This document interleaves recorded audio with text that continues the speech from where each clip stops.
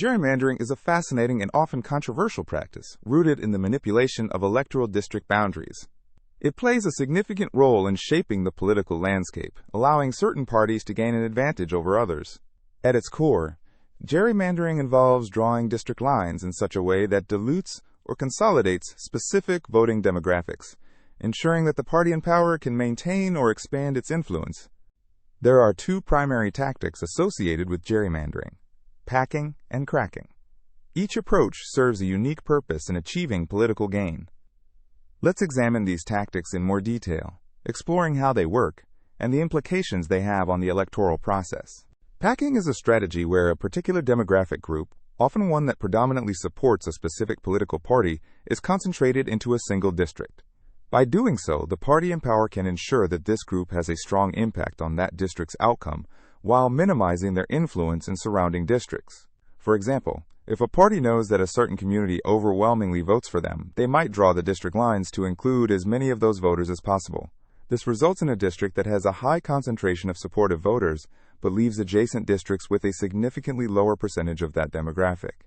As a consequence, the opposition party benefits from the dilution of those votes in neighboring districts, leading to an overall disadvantage for the original party. Cracking, on the other hand, involves breaking up a particular voting block across multiple districts to prevent them from forming a majority anywhere. This tactic spreads out the voters from a particular group so that they do not have enough power in any single district to win. For example, if a party recognizes that a certain area has a significant number of voters who typically oppose them, they might intentionally divide that area into smaller districts. By doing so, the votes that could have combined to defeat an incumbent or challenge the party's hold are instead rendered ineffective. Both of these tactics have broader consequences beyond the immediate electoral outcomes. They can lead to greater polarization and a lack of competition in elections. When district boundaries are manipulated to favor a certain party, it often results in unchallenged incumbents who don't have to address the concerns of voters from opposition parties. This can lead to voter apathy, as constituents may feel that their votes do not matter if the predetermined outcomes render their preferences irrelevant. Gerrymandering also raises questions about representation and fairness. The practice can result in districts that look illogical on a map, shaped in bizarre ways to capture the maximum number of voters aligned with a particular party. They may twist and turn in ways that seem disconnected from geographical or community boundaries.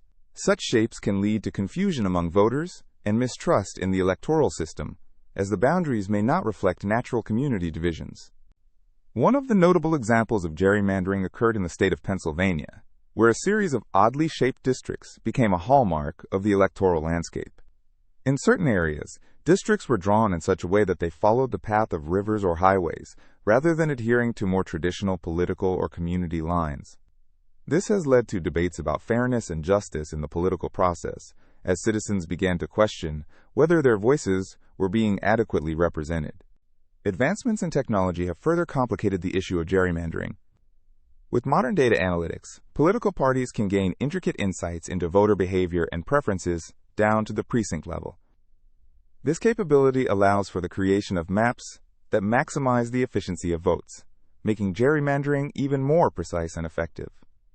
What may have once been a more manual process of drawing lines has evolved into a sophisticated method of leveraging data to maintain political power.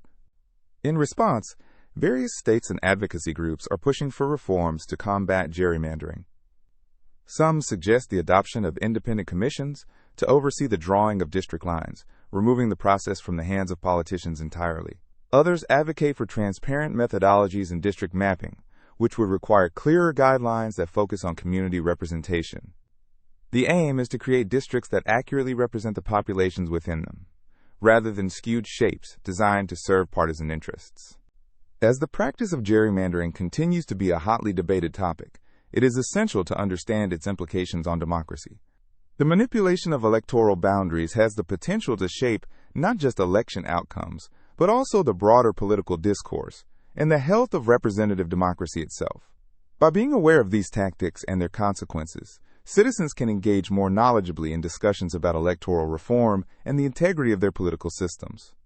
Ultimately, the future of gerrymandering hinges on public awareness and advocacy for fair electoral practices. As conversations around representation and fairness continue to unfold, it becomes increasingly clear that how we draw our district lines can profoundly impact the very fabric of our democracy.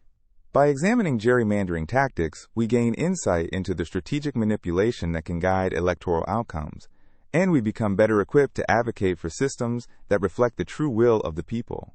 Understanding these dynamics fosters a more informed electorate and a healthier democracy, promoting engagement, competition, and fairness for all voters, regardless of their political affiliation. In today's political landscape, the term dark money has become increasingly significant. But what does it truly mean? Dark money refers to funds that are raised for the purpose of influencing elections and policy decisions, but are not disclosed to the public. This lack of transparency raises concerns about the extent to which undisclosed funds can shape political outcomes and the activities of lobbyists in ways that are opaquely connected to power and influence. To understand the impact of dark money, let's start with where it comes from. The sources of dark money can be varied. Wealthy individuals, corporations, and even foreign entities may funnel money into political campaigns through nonprofit organizations that are not required to disclose their donors. This ensures that the source of the funds remains obscured, complicating accountability and allowing powerful interests to wield influence without public scrutiny. The influence of dark money extends beyond just elections. It infiltrates policymaking, as organizations use these funds to support specific legislation or lobbying efforts. For example, if a corporation is interested in a particular policy that could increase its profits, it may support lobbying groups that advocate for that policy while keeping the source of their funding secret. This can create a landscape where decisions are made behind closed doors, often benefiting a select few rather than the wider community. Consider the case of environmental legislation. A corporation concerned about regulations that could impact its business may contribute to dark money groups that lobby against such regulations. The aim is to sway public opinion and legislative outcomes without revealing their hand. This means that those who are potentially affected by these regulations, citizens and communities, are kept in the dark about who is actually shaping the policies that will impact their lives. Additionally, the role of super PACs, or political action committees, highlights another dimension of dark money's influence. These organizations can raise unlimited amounts of money from individuals and corporations and can spend it to advocate for or against political candidates. While they are required to disclose their expenditures, the donors who contribute to these super PACs often can remain anonymous. This creates a situation where the candidates being supported may cater to the interests of hidden donors rather than their constituents. Furthermore, dark money can affect not only election outcomes but the very fabric of democracy. When only the voices of those with substantial financial resources are heard, it leads to an imbalance in the political dialogue. The general public might feel alienated and undervalued when their concerns are drowned out by overwhelming financial influence. This disconnection can lead to feelings of disenfranchisement, where citizens feel they have little power to affect change or hold their leaders accountable. There is an argument to be made about the potential positive impact of anonymous donations. Some contend that they allow for candid criticism of those in power without fear of retribution or backlash. However, the lack of transparency often leads to mistrust, creating a political environment where citizens question not just the intentions behind certain policies, but the legitimacy of the political process itself. So, what can be done about dark money's pervasive influence? Advocacy for campaign finance reforms is a critical step. Many citizens and organizations are calling for laws that require greater transparency in donations and spending during election cycles. The hope is that by shining a light on the sources of funding, the political landscape could become more equitable and representative of all constituents, regardless of their financial status. Public awareness is also vital. When citizens are informed about how dark money works and who is behind certain policies, they can make more educated decisions when it comes to voting and advocacy. Grassroots movements aimed at educating the public can empower voters to demand accountability from their elected officials, urging them to prioritize the needs of the people they represent over hidden interests. In conclusion, dark money is an aspect of modern politics that carries with it significant implications. The undisclosed funds that shape political outcomes and lobbyist activities create a system where power dynamics are often obscured. Understanding the intricate role of dark money in shaping policy decisions encourages greater public discourse and awareness. As more individuals become invested in the political process, there is hope for a more transparent and equitable future. Ultimately, recognizing the influence of dark money empowers citizens, reminding them that their voices matter in the pursuit of a fair and just society. Throughout history, the concept of shadow governments has intrigued both scholars and the general public. These covert organizations, often operating behind the scenes, are thought to influence public policy and governance in ways that are not immediately visible to the average citizen. But what exactly is a shadow government, and how does it function within the existing political framework? To begin with, the term shadow government typically refers to a hidden network of individuals or organizations that exert powerful influence over political decision-making without holding any official power or accountability. Unlike traditional government structures, where elected officials and public servants maintain a visible presence in policy-making processes, shadow governments operate in secrecy, making their actions difficult to trace and understand. One common example of such covert groups includes think tanks. These organizations are often filled with experts who conduct research, analyze data, and offer policy recommendations. Many think tanks are linked to influential individuals, corporations, or even political parties, enabling them to shape public discourse significantly. They can drive conversations on topics ranging from economic policies to environmental regulations, often without the public realizing the extent of their influence. Another illustration is the role of lobbyists. These individuals or groups advocate for specific interests, be it a corporation, a nonprofit, or a special interest group. They work tirelessly to influence lawmakers and government officials on legislation that affects their clients. While lobbying is a legitimate component of the democratic process, it can lead to situations where the voices of everyday citizens are drowned out by well-funded interests. Then there are secret societies and organizations often linked to elite groups, such as the Freemasons or the Bilderberg Group. These gatherings might consist of influential politicians, business executives, and thought leaders who strategize behind closed doors. Although the level of conspiracy surrounding these groups may range from unfounded myths to genuine concerns regarding their impact on governance, their existence raises important questions about transparency and accountability in decision-making. The influence of technology brings another layer to the conversation surrounding shadow governments. In today's digital age, social media and online platforms have become powerful tools for shaping public opinion. Social media algorithms can create echo chambers, where individuals are only exposed to viewpoints that reinforce their beliefs. Behind this phenomenon are entities that can manipulate narratives and sway the collective consciousness, making it crucial to discern who is driving agendas in the online space. Moreover, economic power can serve as a catalyst for shadow governance. When enormous corporations wield significant resources, they can influence legislation in their favor. This can take the form of campaign donations, funding research that aligns with their interests, or even directly lobbying policymakers. The lines between business interests and government can blur, leading to policies that may not align with the needs or interests of the general populace. While conspiracy theories often exaggerate the actual impact and scope of these covert organizations, they underscore a genuine sentiment among many people regarding the need for transparency in governance. The lack of openness can erode trust in democratic institutions, prompting citizens to question whether their elected officials genuinely represent their interests or those of hidden agendas. In examining the existence of shadow governments, it becomes essential to consider the balance between necessary secrecy in national security operations and the demand for transparency in public affairs. Certain covert operations, such as intelligence efforts, serve a critical function in protecting national interests. However, when these operations extend into everyday governance without public oversight, potential abuses of power arise. Interestingly, shadow governments can be observed in various forms across different political contexts and cultures. In authoritarian regimes, for instance, shadowy figures may undermine public institutions even further. In such environments, fear and repression can prevail, as the true decision-makers remain hidden from scrutiny. The danger of such a state lies in the consequences for civil liberties and human rights, highlighting the importance of vigilance against the encroachment of shadow governance in any form. The dynamic of shadows and light also plays a symbolic role in these discussions. Shadows often evoke feelings of the unknown, mystery, and sometimes dread, presenting a stark contrast to the clarity and openness that society craves. This duality invites ongoing exploration into the mechanisms that govern our lives, the balances of power, and the ethical implications of influencing policy from the shadows.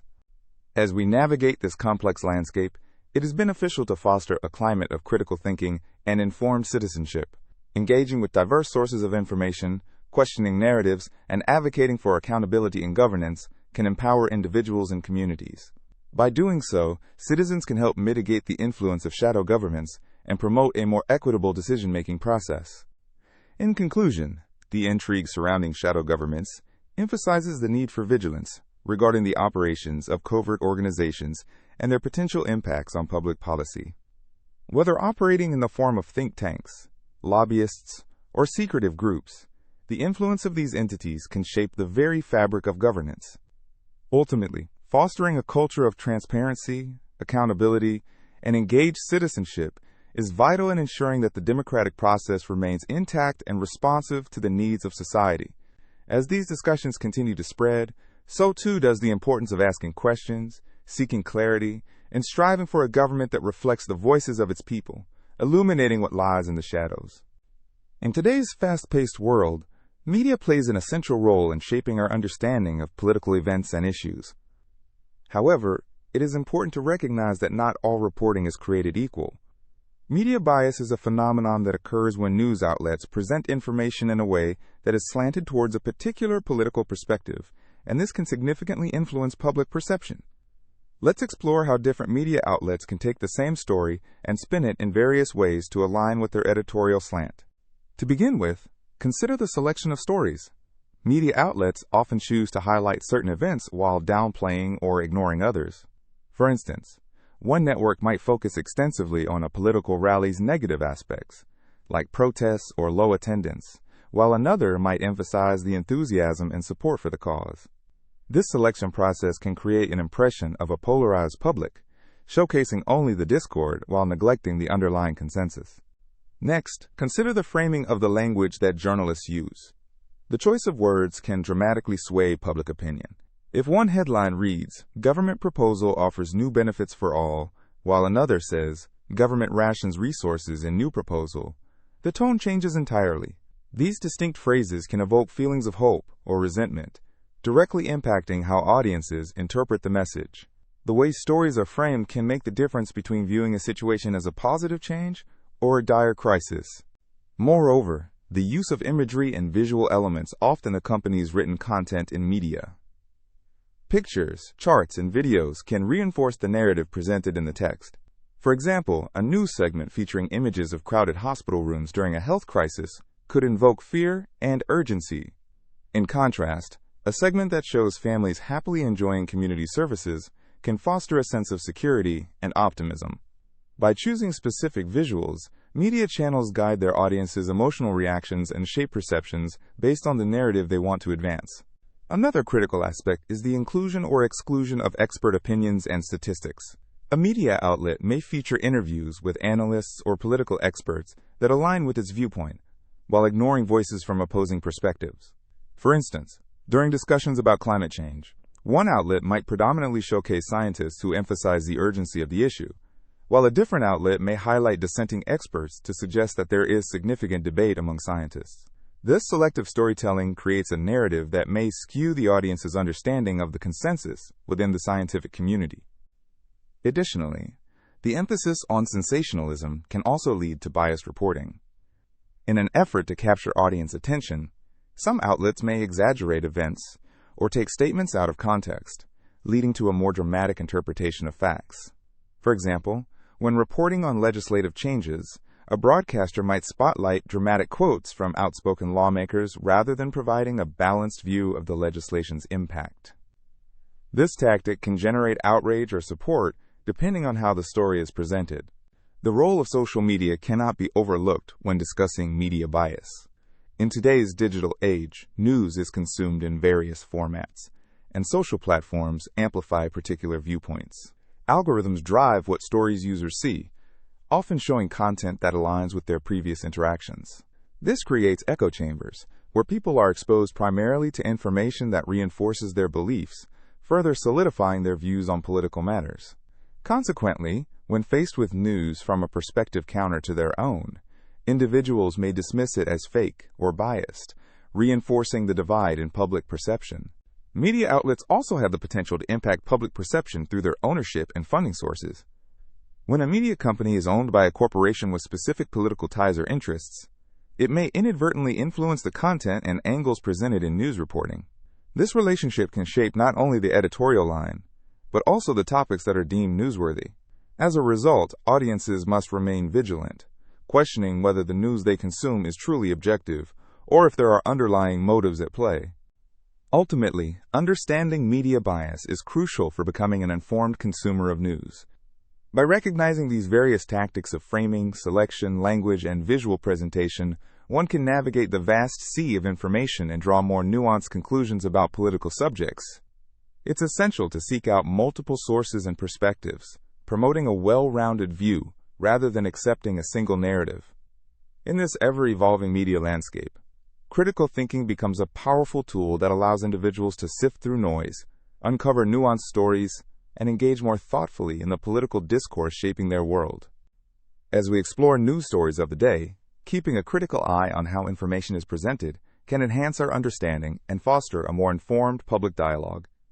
By being aware of these biases, we empower ourselves and others to engage in discussions rooted in facts rather than perceptions, allowing for a healthier exchange of ideas in our diverse society.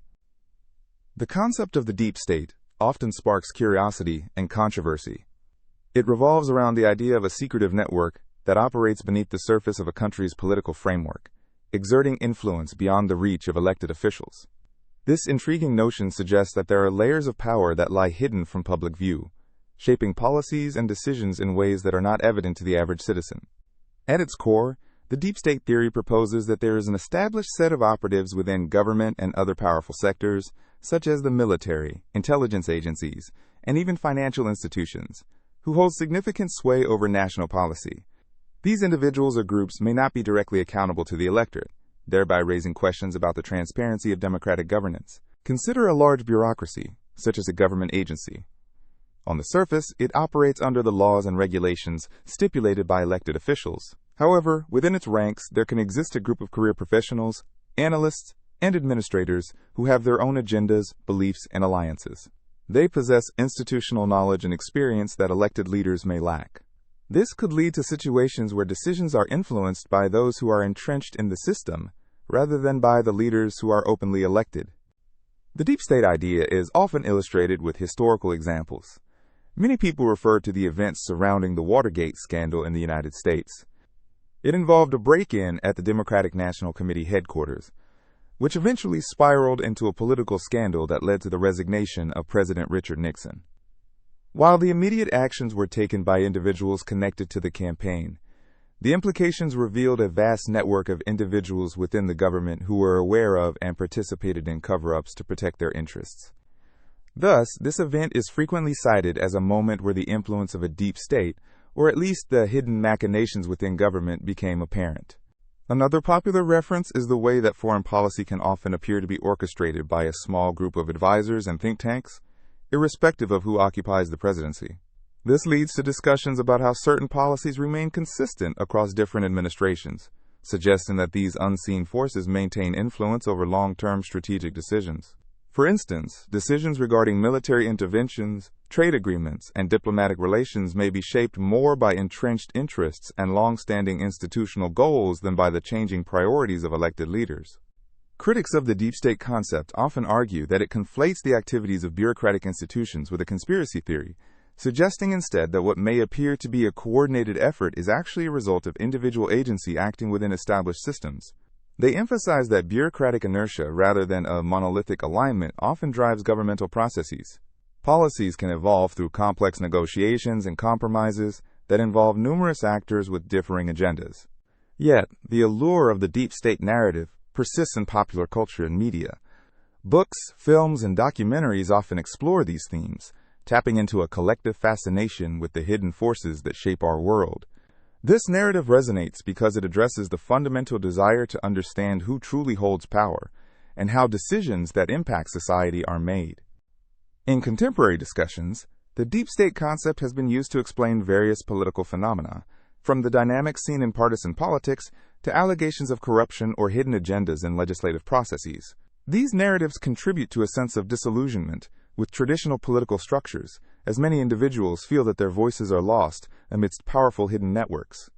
Furthermore, the rise of social media has facilitated the spread of the deep state narrative, amplifying sentiments of mistrust around elected officials and governmental institutions. Voices in this space often highlight perceived inconsistencies in policy and practice, while questioning the motivations behind prominent decisions. The result is a blending of factual information with speculation, which can further entrench beliefs about the influence of unseen forces. This phenomenon is not restricted to one country. Similar theories resonate globally. Many nations contend with their interpretations of a deep state, illustrating how fears about hidden influences can transcend borders. In various instances, whistleblowers have come forward, asserting their experiences with clandestine operations and claiming that they witnessed a different reality than what was presented to the public.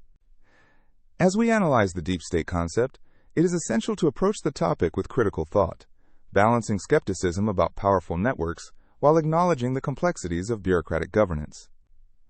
While some aspects of the deep state narrative invite us to question the legitimacy of our institutions, they also encourage deeper engagement with our political systems.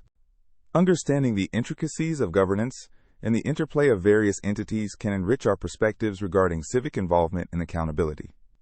This reflection leads to the recognition that while unseen elements may influence policy, active participation in the democratic process remains crucial.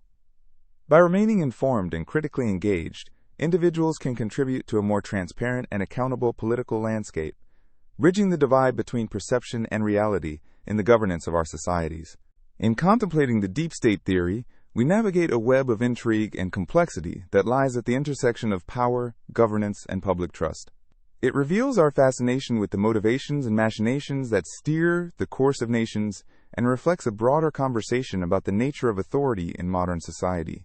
Therefore, whether deemed a conspiracy or a valid concern, the deep state concept invites us to look closer at the structures that shape our political world, fostering discussion about how we can engage with it thoughtfully and effectively. In recent years, algorithms have become a vital part of many systems we rely on, particularly in the world of elections. However, many myths surround the use of algorithms in this crucial area. Today, we will dig deeper into these myths, investigating whether the algorithms that play a role in elections are truly fair and transparent. One common belief is that algorithms are inherently neutral and objective, automatically eliminating bias. The truth, however, is that algorithms are created by humans. They are programmed with certain rules and logic that reflect the values and assumptions of their creators. This means that if the data used to train an algorithm is biased, the algorithm's outcomes can also be biased. For example, if an algorithm analyzes historical election data that only includes certain demographics, it might favor those groups and disadvantage others. Another myth is that all algorithms used in elections are transparent and can be easily understood. While some systems strive for transparency, many algorithms operate in what is known as a, quote, black box. In these situations, the inner workings of the algorithm are unknown, even to the people using them. This lack of transparency can breed suspicion and distrust among the public. If individuals cannot see how decisions are made, it becomes difficult for them to trust the outcomes those decisions produce. Additionally, there is a misconception that automated systems make electoral processes completely efficient. While technology can aid in speeding up certain processes, it does not eliminate human oversight and judgment. Algorithms can help analyze data more quickly, but there are still crucial decisions that require human input, such as how to interpret data or respond to unusual trends. Relying solely on algorithms without human oversight can lead to critical errors or misunderstandings. Many people also believe that implementing algorithms in elections will ultimately solve all problems related to fairness and accuracy. However, algorithms are merely tools. They can help to streamline processes and analyze large data sets, but they do not inherently correct issues related to inequality or disenfranchisement. For instance, an algorithm designed to predict voter turnout may overlook areas where certain communities face systemic barriers to voting, such as lack of access to polling places or complicated registration processes. Moreover, there's a notion that once an algorithm is in place, it remains fixed and does not require regular updates or adjustments. This is far from the truth. Just like any other system, algorithms need to evolve. As society changes and new data becomes available, algorithms must be reevaluated and modified accordingly. Failure to do this can lead to outdated models that reflect past, perhaps irrelevant data, rather than the current landscape. It's important to understand that algorithms are not magic solutions that can single-handedly ensure fair elections. They are tools that require careful design, implementation, and ongoing analysis. Ethical considerations must be at the forefront of discussions about algorithm use in elections. Developing algorithms that are fair and transparent involves a multidisciplinary approach, incorporating insights from technology, ethics, sociology, and public policy. Being proactive about these discussions means that stakeholders can work together to ensure that algorithms benefit all segments of society. For instance, involving community representatives in algorithm design processes can help create systems that better reflect diverse interests. Transparency initiatives, such as open-source algorithms or public audits, allow citizens to understand and challenge the outcomes of algorithmic decisions. One fascinating case involves the use of algorithms in election forecasting, where predictive models are employed to estimate election results based on polling data. While these models can provide insights, they can also mislead if they are based on flawed assumptions. For example, if an algorithm assumes voter behavior based on past elections without accounting for new socio-political contexts, it could produce skewed predictions. Another aspect to consider is the potential for manipulation. As algorithms are used for everything from targeting voters with specific advertisements to counting ballots, ensuring their integrity is essential. Misinformation can easily spread if individuals do not understand how algorithms make predictions or decisions. It is crucial for election officials and technology developers to communicate clearly about how these systems operate and what safeguards are in place to protect their integrity. Despite these challenges, there is hope for the future of algorithmic transparency in elections. Many organizations are pushing for more rigorous standards and regulations that govern how algorithms are used in the electoral process. Advocating for policies that prioritize transparency and fairness can foster public trust and engagement with the electoral system. In conclusion, the landscape of elections in the age of algorithms is complex and multifaceted, filled with both opportunities and challenges. By dispelling myths and focusing on the importance of fairness and transparency, we can work towards a regulatory environment that ensures that the technologies we employ in elections serve the best interests of all citizens. The future of our democracies depends on it. With careful scrutiny and a commitment to ethical practices, we can harness the potential of algorithms while safeguarding the values that underpin a fair electoral process. In the end, technology should enhance our democratic practices, not undermine them, ensuring that every voice remains heard and represented. In today's interconnected world, the influence of foreign powers on national elections has become a topic of intense discussion and investigation. Foreign election meddling refers to attempts by one country to influence or manipulate the political processes of another country, particularly during electoral cycles. Instances of such interference can take many forms, including cyber attacks, misinformation campaigns, and even the financing of particular candidates or parties. One of the most notable examples of foreign election meddling occurred during the 2016 United States presidential election. Russian operatives were found to have employed social media platforms to spread disinformation, create divisions among the electorate, and sway public opinion. By creating fake accounts, they disseminated misleading information on hot-button issues, such as immigration and race relations. This instance highlighted the vulnerability of democratic processes in an age where information can be manipulated and spread with unprecedented speed. Another significant example took place in Ukraine, where the 2014 elections were deeply affected by external influences. Following Russia's annexation of Crimea, the country faced significant political turmoil. Russian-backed groups fueled unrest in eastern Ukraine, and various reports suggested that Russian operatives attempted to influence the electoral outcomes by promoting specific political candidates while undermining others. The situation underscored how the balance of power within a nation could be threatened from beyond its borders. In France's 2017 presidential election, the stakes were similarly high. Emmanuel Macron's campaign faced a significant cyber attack just days before the election. This cyber intervention was also linked to Russian sources.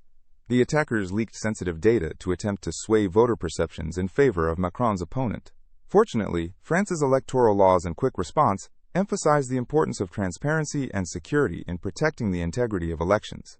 Instances of interference are not confined to larger powers. Smaller nations have also walked a delicate line. In the Maldives, for example, foreign influence has played a role in electoral processes. Nations have been accused of providing support to specific candidates hoping that their preferred leader would better align with their strategic interests. This complex web of alliances can complicate local governance and democratic principles, further illustrating the global nature of this issue. Furthermore, misinformation campaigns are not solely a product of social media. In the 2019 elections in India, various attempts were made to manipulate public perception using digital platforms. The spread of fake news about candidates and their policies became rampant, often aimed at stoking social tensions. As a result, misinformation has become a powerful tool that can sway elections not just through overt campaigning, but also by subtly changing the narrative surrounding candidates. Beyond election cycles, the impact of foreign influence extends to subsequent governance. When outside entities help secure the victory of a particular candidate, the expectations can be unbalanced. Elected officials may feel beholden to their backers, resulting in policies that favor foreign interests over the needs of their constituents. This can lead to wide-ranging implications for national sovereignty and public trust in governmental institutions. The challenge of understanding foreign meddling encompasses not just the actions of another state, but also how media and technology have transformed communication. News is shared instantaneously across the globe, and misinformation spreads just as quickly. In this landscape, it is imperative for citizens to develop critical thinking skills, ensuring they can identify reliable sources and discern the truth amidst the noise. Moreover, the consequences of foreign election interference are not limited solely to the country facing the meddling. They can strain international relations, foster tensions among nations, and lead to retaliatory actions. Nations might respond to these activities through sanctions or other diplomatic measures. Consequently, the phenomenon of election interference becomes a fulcrum around which international relations pivot. As the landscape of global politics continues to evolve, so too does the responsibility of nations to safeguard their electoral processes.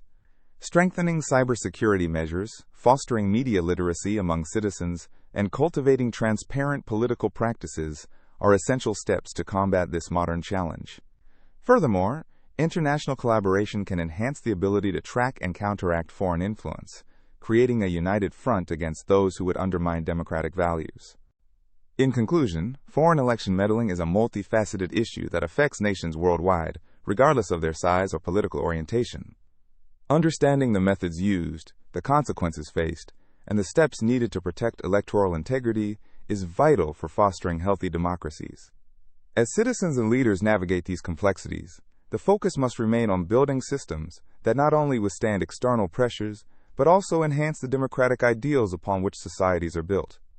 Through vigilance and cooperation, nations can work to ensure their political processes respond to the will of their people, free from undue foreign influence. In the world of politics, the influence of lobbyists plays a significant role in shaping laws and policies that impact everyday life. Lobbyists are often seen as powerful figures who can sway decision-making processes behind the scenes. Their activities can sometimes feel like a shadowy game, where the public is left wondering about their true intentions.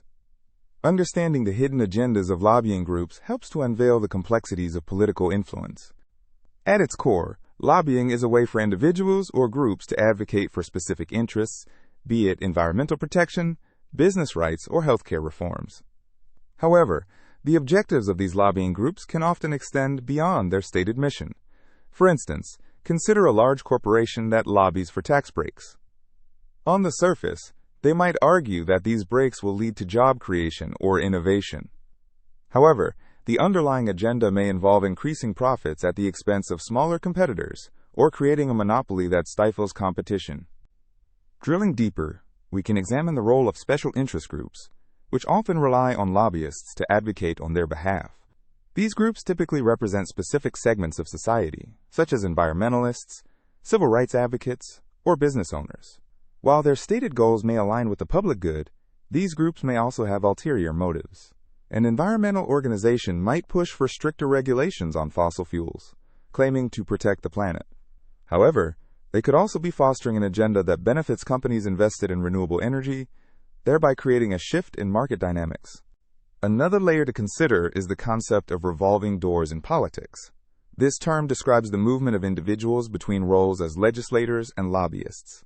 For example, a former politician who becomes a lobbyist may leverage their insider knowledge and connections to gain advantages for their clients.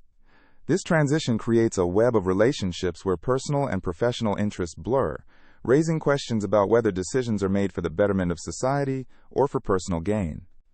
The influence of money in politics cannot be overlooked either. Consider how campaign contributions and funding for political action committees, or PACs, can shape the behavior of elected officials. A candidate encouraged by significant donations from a lobbying group may prioritize those interests over the concerns of their constituents. You might find a scenario where a senator votes in favor of deregulating a particular industry because their campaign was heavily funded by lobbyists representing that very industry. While this may seem unlikely, the connections between financial support and policy decisions are all too real. Public opinion plays a vital role in how lobbying efforts are perceived. Lobbyists often craft their messages to align with popular sentiment or ethical standards, using tactics that can sway perceptions. For example, a lobbying group advocating for the pharmaceutical industry may emphasize their contributions to medical innovations and patient care. However, their underlying agenda may be to maintain high drug prices that benefit their bottom line, creating a conflict between profit and public health. Their efforts to shape narratives around these topics illustrate how powerful communication can divert attention from controversial practices. Grassroots lobbying has emerged as a response to the challenges posed by traditional lobbying groups. By promoting collective action and mobilizing individuals to advocate for a cause, grassroots organizations can gain significant traction. These campaigns often employ social media, community events, and public demonstrations to amplify their message. However, even grassroots movements can be co-opted by larger interests wanting to manipulate the narrative. For instance, a grassroots campaign focused on climate change could receive funding from corporate backers whose true intent is to maximize profits while superficially appearing committed to environmental stewardship. Understanding lobbying's influence requires a more nuanced perspective. Distinguishing between the genuine pursuit of public interest and the negotiation of political agendas calls for critical thinking. There is often a fine line between advocating for necessary change and pushing an agenda that serves a select few.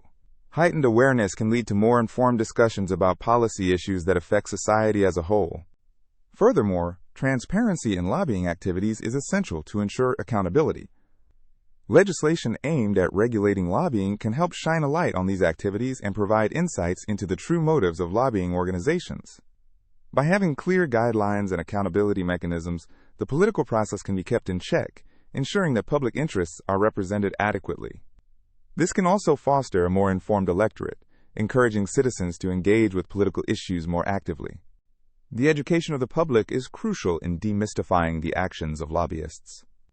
When citizens understand who is lobbying for particular interests, they become equipped to question and critically evaluate the policies being proposed.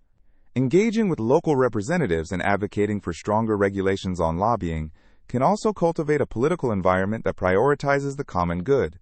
As we peel back the layers of political lobbying, it becomes evident that the agendas of these groups are complex and multifaceted. They encompass motivations that may not always align with the statements they make. Recognizing these hidden currents in lobbying activities helps to grasp the underlying dynamics of power that shape our governance. Through increased awareness, transparency, and public participation, society can navigate these complexities and advocate for a political landscape that reflects the best interests of all. This ongoing conversation between the public and political entities remains vital for a functioning democracy that truly serves the people.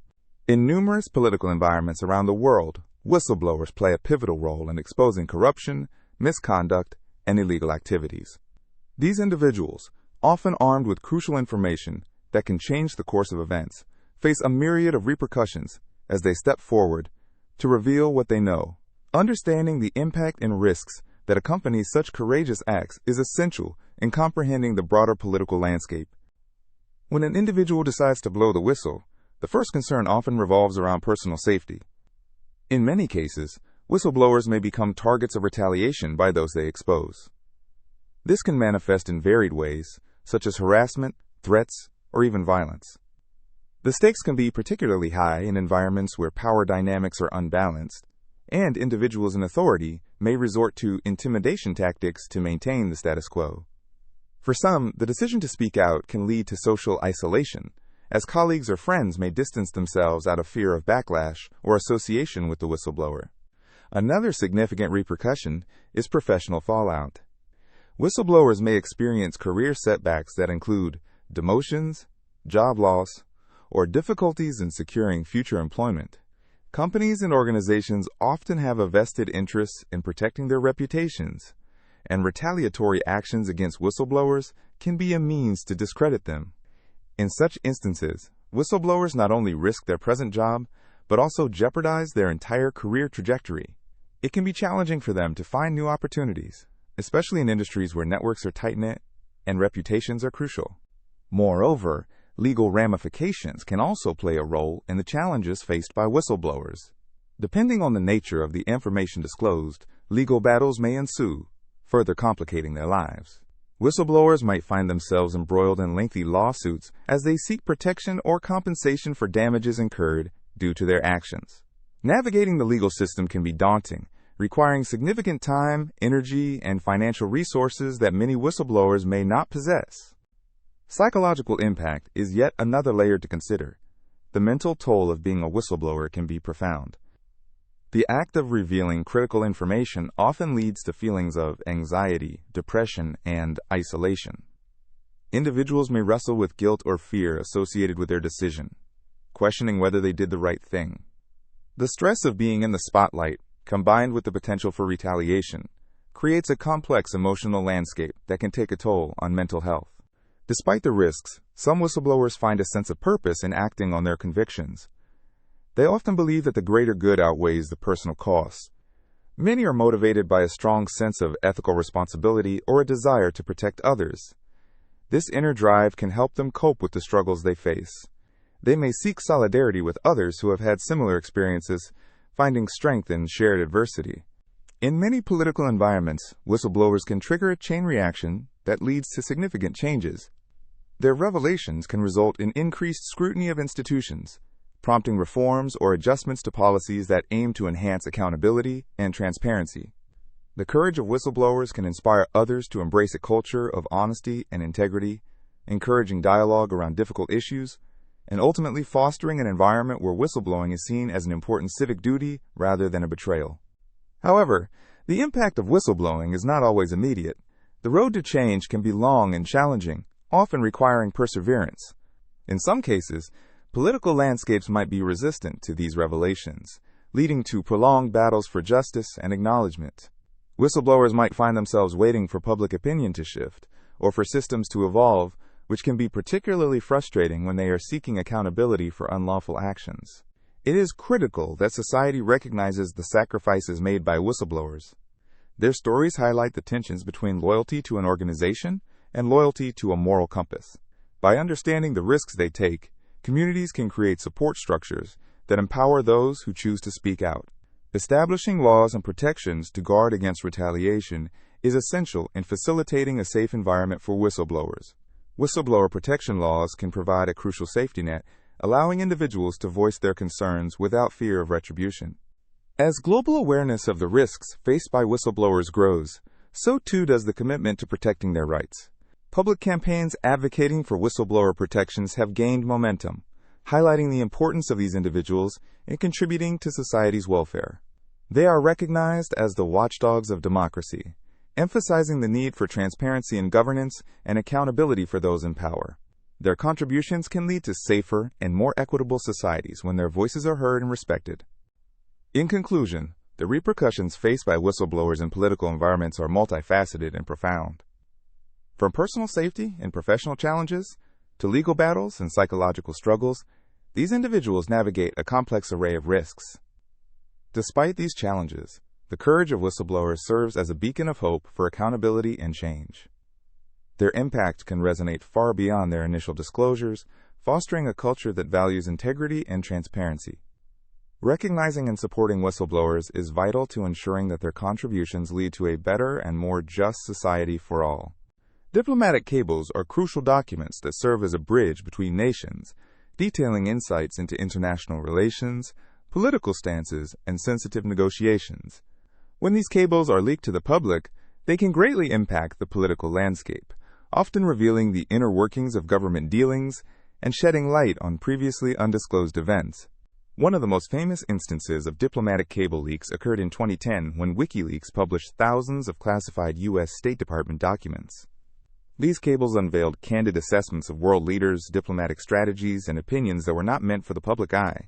For example, one cable described the United States' relationship with a particular Middle Eastern leader, characterizing him as autocratic, while still stressing the need for collaboration in regional security matters. This duality in diplomatic relationships, where nations must often maintain an alliance with leaders they do not fully trust, illustrates the complex nature of international politics. The implications of such leaks can be profound. They can lead to a loss of trust between nations, as leaders publicly condemn what they see as espionage and meddling in domestic affairs.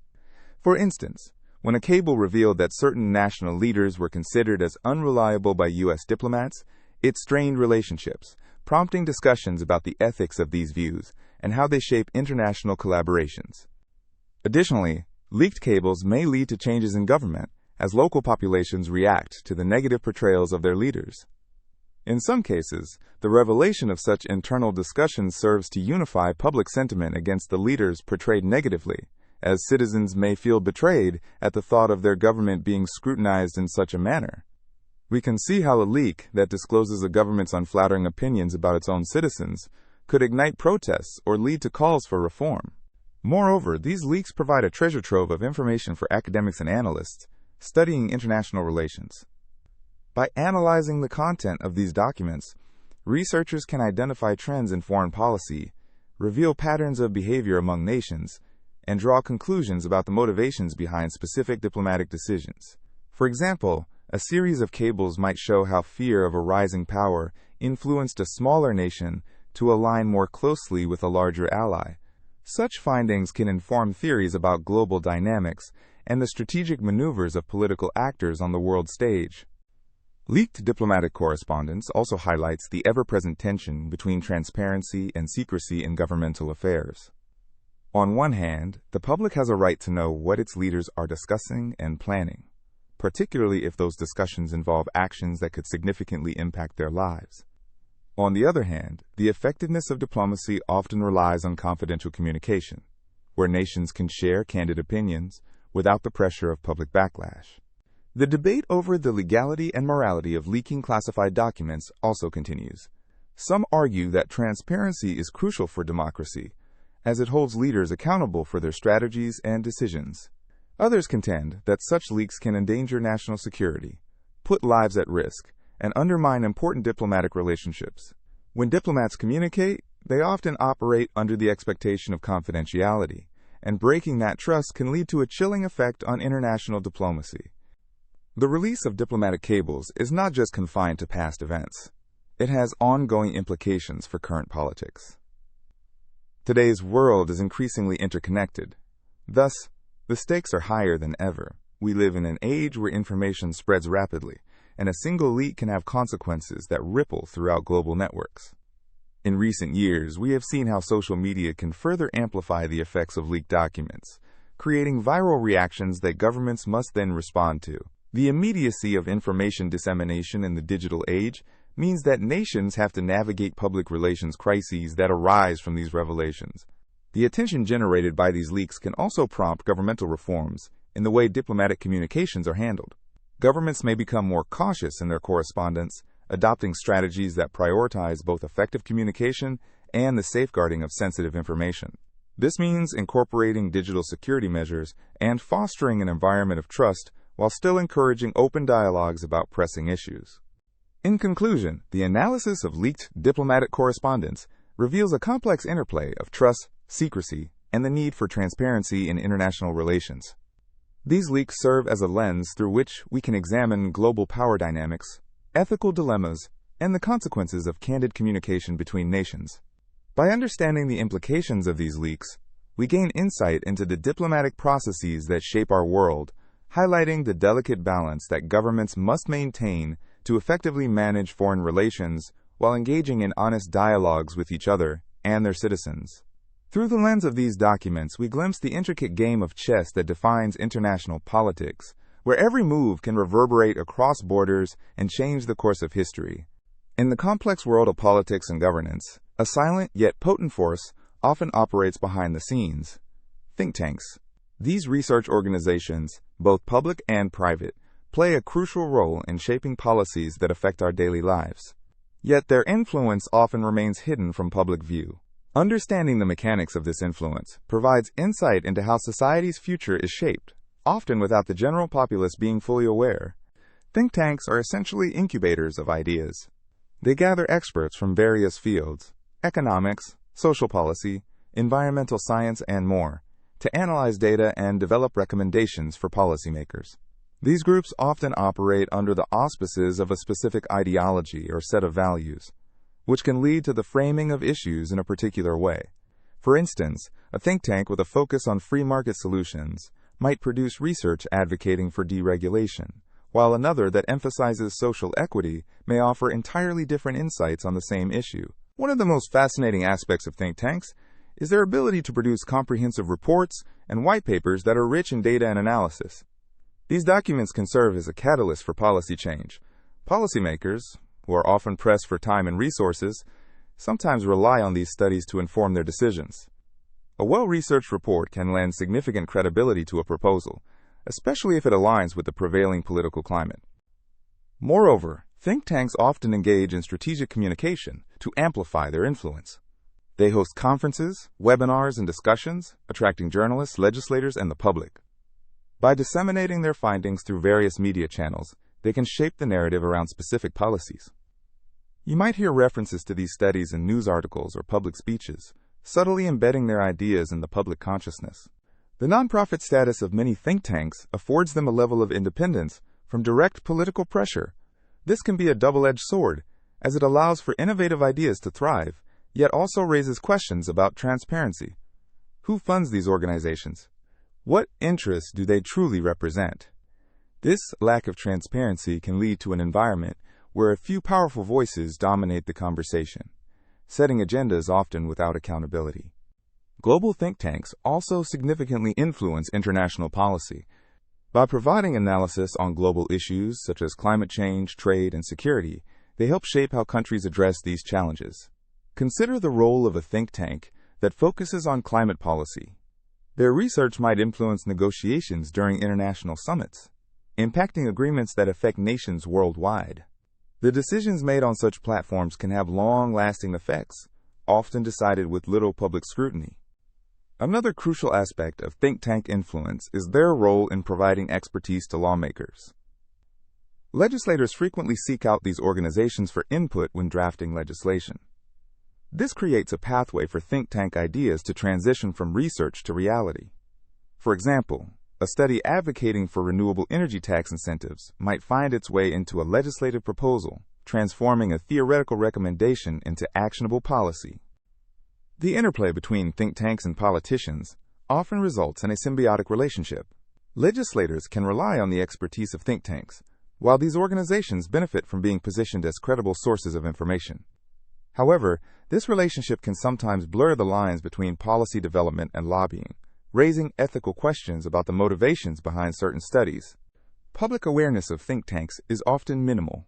While some well-known institutions attract media attention, many smaller, less prominent organizations operate quietly, influencing local and regional policies. This can be particularly relevant when local governments make decisions based on research that may cater to narrow special interests rather than the broader public good. Understanding the mechanisms by which think tanks operate can empower individuals to engage in informed discussions about policy issues. Awareness can lead to greater scrutiny of the information presented by these organizations and promote a more democratic discourse.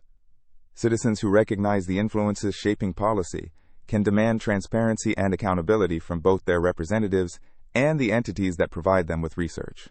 In summary, think tanks wield significant, yet often unrecognized influence over policy formation. By producing in-depth research, engaging effectively with the media, and providing expertise to lawmakers, they help shape the landscape of political decisions. As the relationship between policymakers and these organizations continues to evolve, public awareness and involvement will be crucial in ensuring a diverse range of voices contribute to the national dialogue. The future of governance may well depend on understanding and navigating this intricate web of ideas and influences. Political scandals are often the stuff of headlines, featuring prominently in news cycles and capturing public attention. But not all political controversies receive the spotlight they deserve.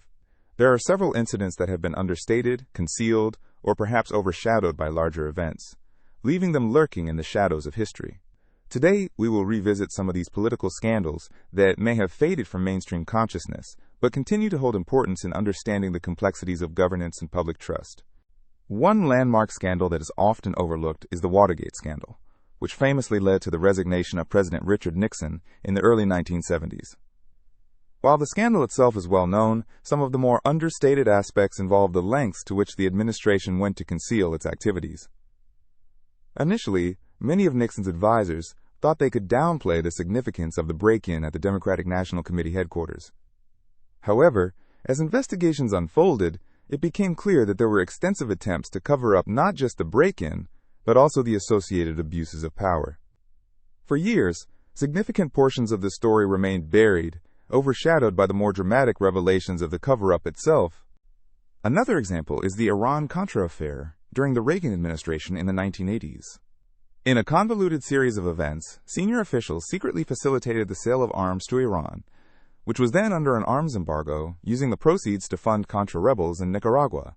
While this scandal received its fair share of media coverage, many aspects, including the implications on U.S. foreign policy and the ethical dilemmas faced by those involved, were often simplified or glossed over. The broader consequences of circumventing legislative authority and the risks taken by government officials were not always thoroughly explored in the mainstream narratives at the time. Moving across the Atlantic, the Profumo affair in the UK during the 1960s is another striking instance. John Profumo, the Secretary of State for War, became embroiled in a scandal when it was revealed that he had a brief affair with Christine Keeler, a model with ties to foreign dignitaries. Although the affair was sensationalized, lesser known are the underlying implications regarding national security. The affair raised questions about how personal relationships can intersect with political responsibilities.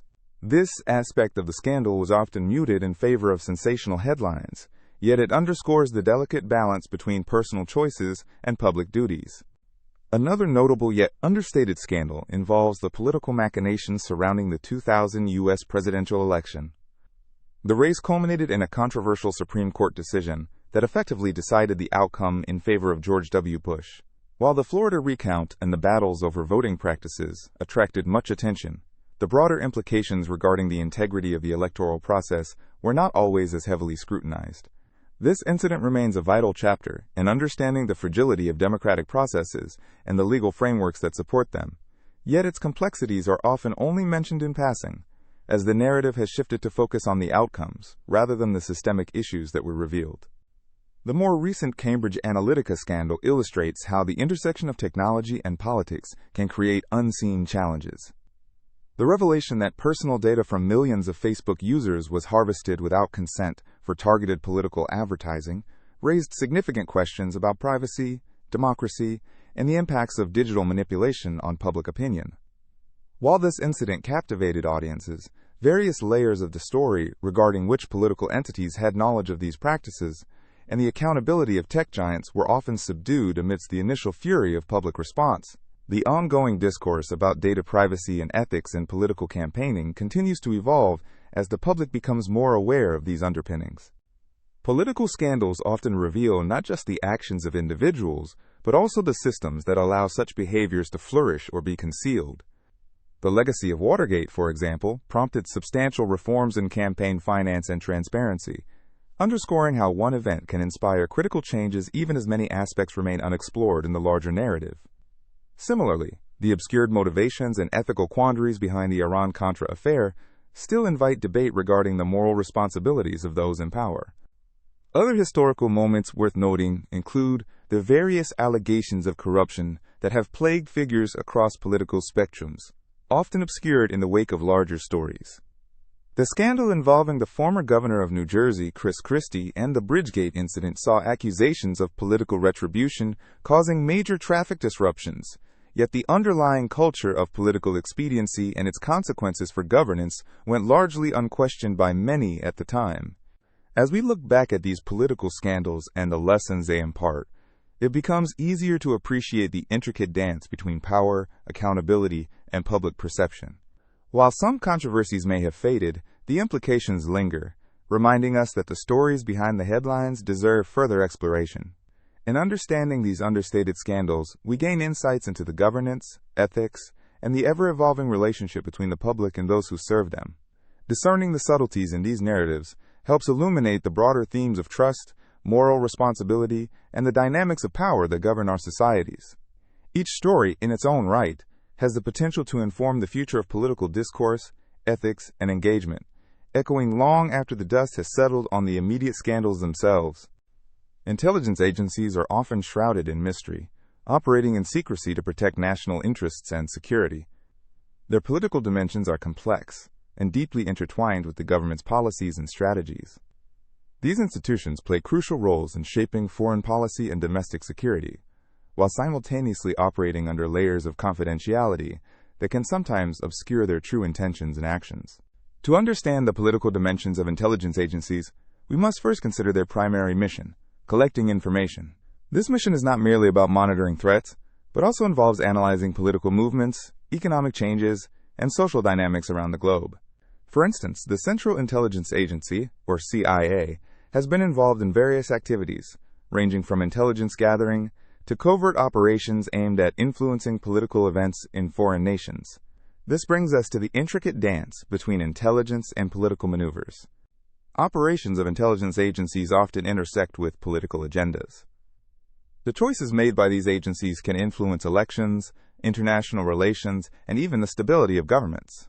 Take the case of the 1953 Iranian coup, during which the CIA orchestrated an operation to unseat Prime Minister Mohammad Mossadegh. The underlying motive was to secure Western control over Iranian oil. This event is a classic example of how intelligence operations can be wielded as tools of political power, often blurring the lines between national security and interventionist foreign policy. Moreover, intelligence agencies engage in what is known as political intelligence.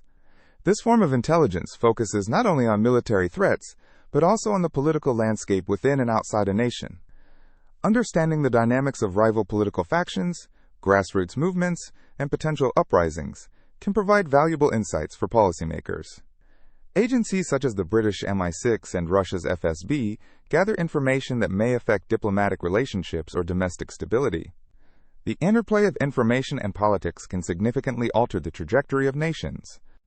Another layer to this political complexity is the relationship between intelligence agencies and the political leadership of a country.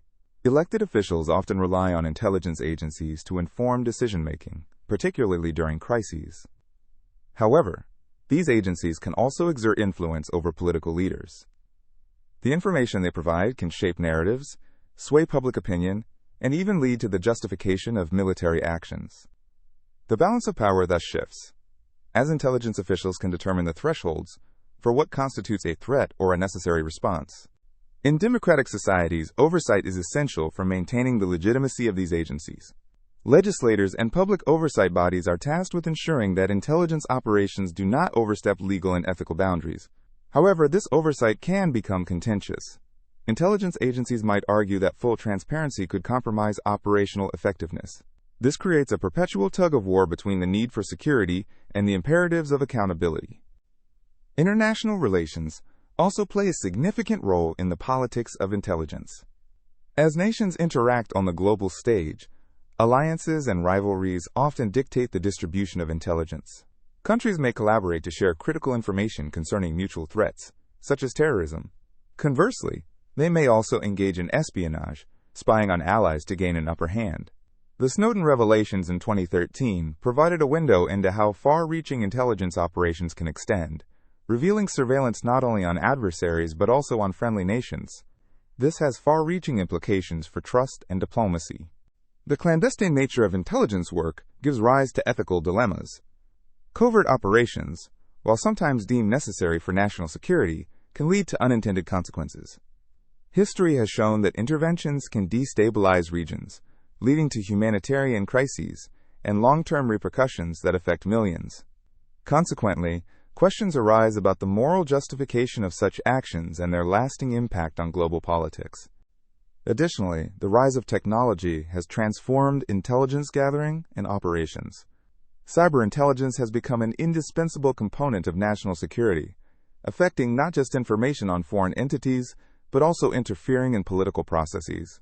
The capacity to influence public sentiment through social media platforms, disinformation campaigns, and hacking has emerged as a significant tool in the political arsenal of nations. The Russian interference in the 2016 U.S. presidential elections highlights how intelligence operations have adapted to the digital age, sparking debates on the ethics of cyber espionage.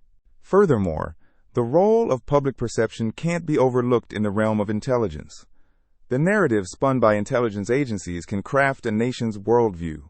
Successful operations often enhance public trust in these organizations, while failures or scandals can lead to skepticism and distrust. For instance, the controversy surrounding the weapons of mass destruction in Iraq prior to the 2003 invasion created a significant backlash against intelligence assessments, altering how the public viewed these agencies and their political role. In conclusion, the political dimensions of intelligence agencies are profound and multifaceted. They operate at the intersection of security, diplomacy, and ethics, playing pivotal roles in shaping national and international landscapes.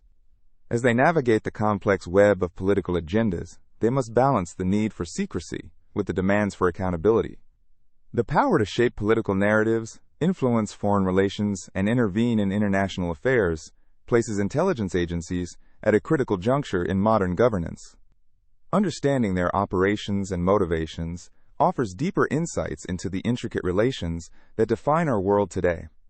As global dynamics continue to evolve, so too will the roles and strategies of these secretive yet influential agencies. Insider trading in politics is a fascinating and controversial topic that raises important questions about ethics, transparency, and the integrity of public service. At its core, insider trading involves the buying or selling of stocks, securities, or other financial assets based on non-public, material information. While the term is commonly associated with the financial markets, it extends to the realm of politics where elected officials and government employees may have access to confidential information that could influence financial decisions. Imagine a scenario where a politician is privy to pending legislation that will significantly boost the profits of a particular industry. If this official uses that knowledge to buy shares in that industry before the legislation is publicly announced, they stand to profit immensely. This is not merely a hypothetical situation. It has happened throughout history, leading to numerous investigations and public outcry. The issue becomes particularly complex when we consider the varying degrees of access to information among politicians and their collaborators. Some may argue that elected officials should be allowed to capitalize on their knowledge, claiming it as a right of their position. However, this perspective overlooks the profound trust placed in public servants. Citizens expect that their leaders will act in the public interest, not in personal gain. This breach of trust creates an environment of suspicion and cynicism, which can erode democratic values. Historical cases serve as reminders of the implications surrounding insider trading in politics. In the late 2000s, investigations revealed that several members of Congress had traded stocks based on information gleaned from closed-door meetings. This revelation spurred public outrage and sparked a debate about the ethical conduct of lawmakers. As a response, Congress introduced the Stock Act in 2012, aimed at prohibiting the use of non-public information for personal profit. However, enforcement remains a challenge, leading many to question the effectiveness of such measures. The mere existence of insider trading regulations does not eliminate the risk of misconduct. Powerful individuals may find ways to navigate the gray areas, exploiting loopholes to their advantage. Consider how a politician may pass information to a relative or a friend, who then trades stocks based on that insider information. While direct involvement may not be evident, the ethical lines remain blurred. This raises questions about complicity and accountability, suggesting a larger cultural problem within political institutions. Public perception plays a crucial role in this dynamic. High-profile cases of insider trading can lead to widespread disillusionment among voters. Individuals may begin to feel that their voices are not heard, and their interests are secondary to the financial aspirations of those in power. This sentiment can lead to decreased engagement in the political system, as people question the integrity of their representatives. Education and awareness are essential in combating insider trading. By informing the public about the practices and potential consequences of insider trading in politics, citizens can hold their elected officials accountable. Media investigations and journalistic integrity play a critical role in shedding light on corruption and malpractice. When reporters uncover wrongdoing, they serve as a check on power, emphasizing the necessity for transparency and ethical behavior. The discourse surrounding insider trading is evolving. The emergence of technology has also changed how information is shared and consumed. With social media and news at our fingertips, it's easier than ever for information to spread quickly. This makes it necessary for politicians to be more aware of their actions and decisions, as the public has become increasingly vigilant. Despite the challenges and the complex interplay between politics and finance, there is hope. Advocacy groups are actively working to strengthen laws surrounding insider trading. They emphasize the importance of financial transparency and ethical standards for politicians. Public sentiment can be a powerful driver for change, motivating lawmakers to uphold integrity in their work. In conclusion, insider trading in politics remains a critical topic of discussion. It highlights the balance between access to information and ethical responsibility. The trust that citizens place in their elected officials is central to a functioning democracy, and navigating the fine line between personal gain and public duty is essential. As society looks to the future, fostering a culture of transparency and accountability within political systems will be paramount. Encouraging dialogue around these issues can empower the public and promote a healthier, more ethical political landscape. Through collective action and informed awareness, the hope for a political environment free from unethical practices can become a reality. Political protest suppression is a significant topic that many people have encountered in varying degrees across the globe. It involves actions taken by governments to control, limit, or entirely dismantle protests that challenge their authority or policy decisions. Understanding the mechanisms of this suppression can provide insight into the broader implications for freedom of expression and democratic rights. One of the most direct methods governments utilize to suppress protests is through legislation. Laws restricting public assembly, often justified under the guise of maintaining public order, can effectively limit the ability of citizens to gather and express their dissent. For example, some countries require permits for protests, and these permits can be denied if authorities believe a protest poses any potential risk. Such restrictions can create a chilling effect, where individuals are deterred from protesting due to fear of legal repercussions. Another common tactic is the increased presence of law enforcement during protests. Governments may deploy large numbers of police, equipped with riot gear, to monitor and control demonstrators. This militarized response can escalate tensions, making peaceful protests feel threatening and dangerous. In situations where officers are heavily armed, confrontations can quickly turn violent. This not only suppresses current demonstrations, but also dissuades future protests from occurring. In some instances, authorities resort to more extreme measures, such as the use of tear gas, rubber bullets, or water cannons. These methods, often branded as crowd control tactics, can cause severe harm and lead to widespread fear. When protesters see others injured or faced with aggressive police tactics, they may choose to withdraw rather than risk personal safety. Moreover, surveillance plays a significant role in protest suppression. Governments may use technology to monitor gatherings in real time, using drones, facial recognition software, and social media tracking to identify participants.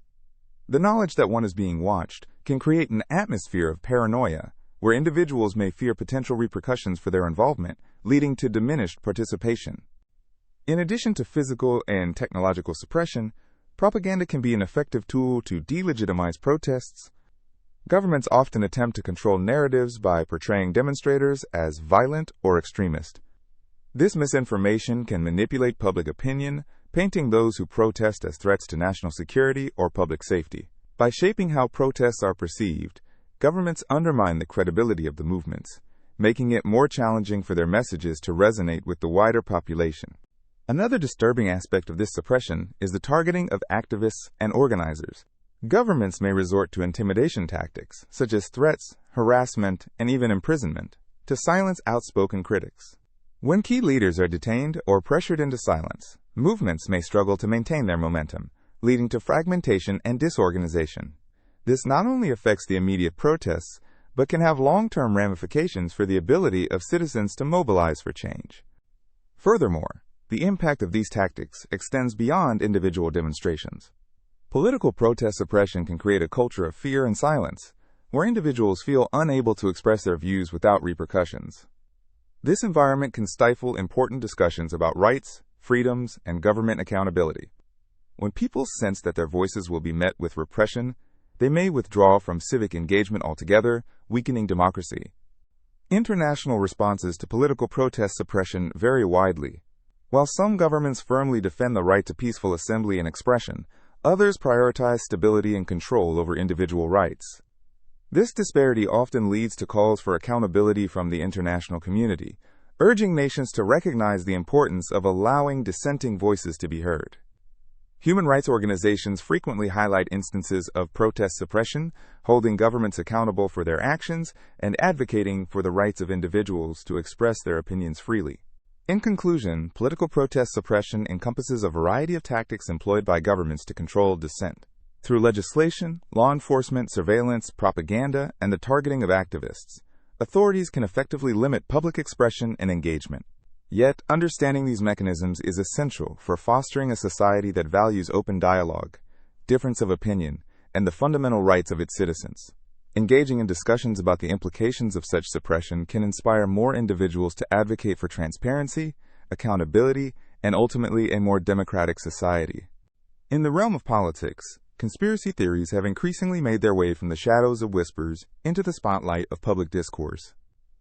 These theories, often unfounded, can shape perceptions, influence public opinion, and even alter political decisions and policies. To truly understand the impact of conspiracy theories in politics, it's essential to explore how they originate, how they spread, and the consequences they bring.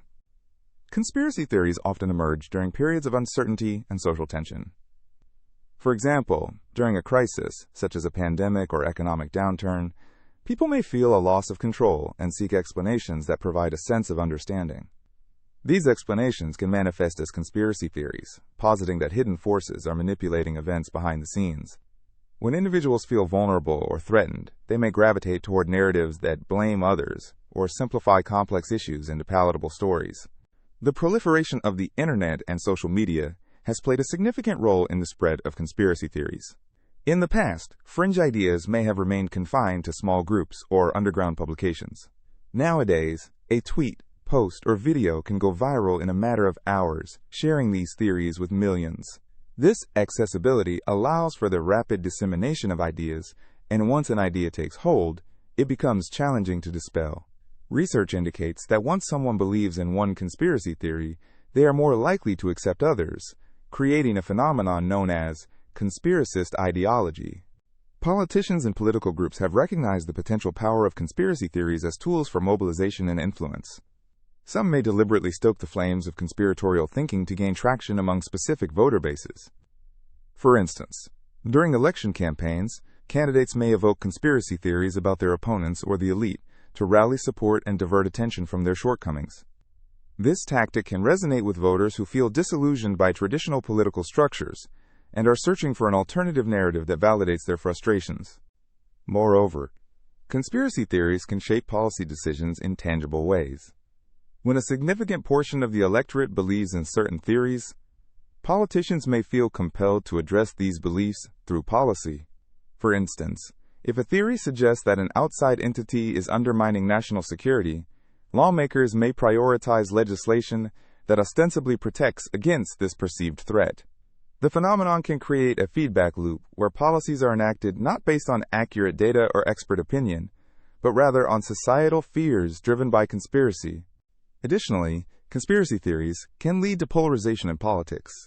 As individuals align themselves with specific beliefs, they may become entrenched in their views, closing themselves off from opposing perspectives. This polarization can result in divided political landscapes, where constructive dialogue is stifled. In extreme cases, it can even incite violence, as seen in various instances of political extremism rooted in conspiratorial beliefs. The influence of conspiracy theories is also evident in how issues are framed in public discourse. When conspiracy theories gain traction, they can overshadow factual discussions, creating an environment where misinformation flourishes. For example, when a conspiracy theory regarding a public health issue circulates, it may lead to a decline in trust in scientific institutions and public health measures. This erosion of trust can hinder effective policymaking and public compliance with health guidelines, ultimately affecting society as a whole. Governments and organizations face significant challenges in countering conspiracy theories. Efforts to correct misinformation can backfire if not handled delicately. Simply debunking a conspiracy theory often fails to change minds. Instead, it can reinforce existing beliefs. Effective strategies involve presenting information in a relatable and approachable manner, while also fostering media literacy to equip individuals with the tools to critically assess information sources. In conclusion, the integration of conspiracy theories into political discourse is a multifaceted issue that reflects deeper societal anxieties.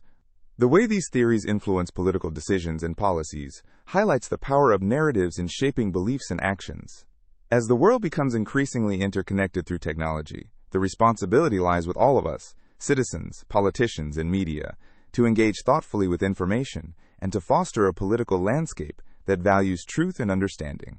By recognizing the potency of conspiracy theories, we can better navigate their impact and strive for a more informed public discourse that prioritizes evidence-based policies and fosters genuine civic engagement. Privatization is a concept that has sparked conversations around the globe, drawing both praise and criticism. It generally refers to the transfer of public services or assets to private ownership. As we explore the ideas behind privatization, we'll focus on the underlying motives and the potentially hidden gains that can be realized when public resources move into private hands. One of the primary motivations for privatization is the belief that the private sector can operate more efficiently than the public sector. Advocates argue that privatizing public assets can lead to reductions in waste and improve productivity. For example, a private company may be able to streamline processes and use innovative technologies to deliver services more effectively. When a city sells its waste management services, the new private entity might introduce advanced recycling techniques that significantly reduce landfill waste. Another angle is the financial aspect. Governments often face budget constraints and use privatization as a means to alleviate financial pressures. By selling off assets, they can inject immediate revenue into the public coffers. Picture a large state-owned energy company that's struggling to keep up with maintenance while also catering to growing energy demands. By privatizing, the government not only releases funds for other critical projects, but also transfers the financial burden of upkeep to the private sector. However, this monetization of public assets can present challenges. One important factor is the risk that the motives behind privatizing can prioritize profit over public welfare. When a company operates solely for profit, it might cut corners or reduce services to maximize earnings. For instance, if a municipality privatizes its water supply, there is a concern that the cost may increase for citizens, limiting access to this essential resource for lower-income families. This raises an ethical question. How do we balance the economic benefits of privatization with the needs of the community? Additionally, privatization can lead to monopolies or oligopolies if a small number of firms dominate the market. This often results in less competition and can lead to higher prices for consumers. If a single firm controls the entire market for public transportation, for example, the absence of competition could give that company the ability to raise fare prices without providing better service. In some scenarios, privatization may also spur innovation. Private enterprises often have the flexibility to experiment with new products and services. When the government grants a private company the rights to manage a public park, that company might introduce novel features, such as outdoor fitness classes, food fairs, or interactive installations that engage the community in new ways. By injecting fresh ideas, privatization can create vibrant public spaces that may not have been possible under government management. Moreover, there are often global dynamics at play in privatization efforts. In many developing countries, for instance, foreign investors may seek to privatize state-owned enterprises as a means of accessing new markets. This can lead to significant investment in infrastructure and services that might otherwise remain underfunded. However, it also raises questions about sovereignty and control over national resources. A foreign corporation managing the telecommunications infrastructure might prioritize profits over technological advances beneficial to local populations. An often overlooked aspect of privatization is how it influences employment. When public assets are privatized, the transition can impact job stability and employment conditions. While privatization might create jobs in the short term, the long-term effect often includes changes in job security and workplace conditions. Employees at privatized companies might face different compensation packages and job expectations compared to their counterparts in the public sector. This can lead to uncertainty and unrest among workers who once enjoyed relatively stable government jobs. Finally, it is important to highlight the role of public perception and community involvement in the success of privatization initiatives. Citizens need to feel that privatization is beneficial or necessary for their community. Engaging the public in discussions about the potential benefits and drawbacks can ensure that the move to privatize is well informed and considers the needs of the larger community. In summary, privatization is not a straightforward process. It encompasses a range of motives and potential gains that extend beyond simple financial transactions. It can foster efficiency and innovation, while also posing risks related to access, equity, and employee conditions. Understanding these complexities can help facilitate better outcomes in future privatization efforts. By striving for a balanced approach, societies can navigate the intricate landscape of privatization, seeking benefits that serve both public interests and the entrepreneurial spirit of the private sector. Throughout history, government coups have often reshaped the political landscape of nations, catalyzing both change and turmoil. A coup, short for coup d'état, refers to the sudden overthrow of a government by a small group, typically involving the military or other state actors. While the surface narrative often highlights power struggles, the underlying motivations, whether political, economic, or social, can reveal deeper complexities. One of the most notable examples is the 1953 coup in Iran, which saw the overthrow of Prime Minister Mohammad Mossadegh. Initially, Mossadegh was seen as a democratic leader who aimed to nationalize the oil industry, previously controlled by foreign powers, particularly Britain. However, his reforms threatened Western interests, and the United States CIA, in collaboration with British intelligence, orchestrated a coup. This operation, known as Operation Ajax, was justified under the belief that a pro-Western government would provide more stability in a region critical during the Cold War. This event not only altered Iran's political scene, but also had long-lasting effects on U.S.-Iran relations, illustrating how geopolitical concerns can drive covert interventions. Similarly, in 1973, Chile experienced a coup that removed President Salvador Allende, the first Marxist to be elected president in a liberal democracy. Allende's government faced economic struggles and increasing polarization. A series of escalations led to General Augusto Pinochet assuming power, with U.S. backing. The motivations were grounded in the U.S.'s broader strategy to prevent the spread of communism in Latin America. Pinochet's military regime was notorious for its brutal tactics and human rights violations, yet it was initially supported by many for stabilizing the economy and curbing perceived threats from leftist movements. This coup exemplifies how international ideologies and fears can underpin the rationale for intervening in a nation's governance. In Africa, the 1963 coup in Burundi is another case reflecting internal and external pressures. A complex mix of ethnic tensions between Hutu and Tutsi, along with political power struggles, catalyzed the overthrow of the monarchy. The resulting chaos led to cycles of violence, which have continued to reverberate across the region. While originally a power grab, the implications of the coup were deeply tied to ethnic identity and the legacy of colonial rule, showcasing how historical contexts shape political motivations. The 2014 coup in Thailand, led by General Prayuth Chan-o-cha, provides a more contemporary perspective. Following months of political unrest, the military intervened, citing a need for stability. The situation was marked by deep divisions between rival political parties, often fueled by class differences. On the surface, the coup was framed as a necessary step for national reconciliation. Yet it also suggests the military's desire to retain influence in a country where democratic institutions were increasingly challenged. This coup highlights how the line between altruistic motives and self-interest can blur in the political arena. Coups are often studied within the realm of political theory, but understanding their root causes emphasizes the interplay of factors like economic conditions, social movements, and international relations. For instance, economic downturns can lead to dissatisfaction with existing regimes, fostering a fertile ground for dissent.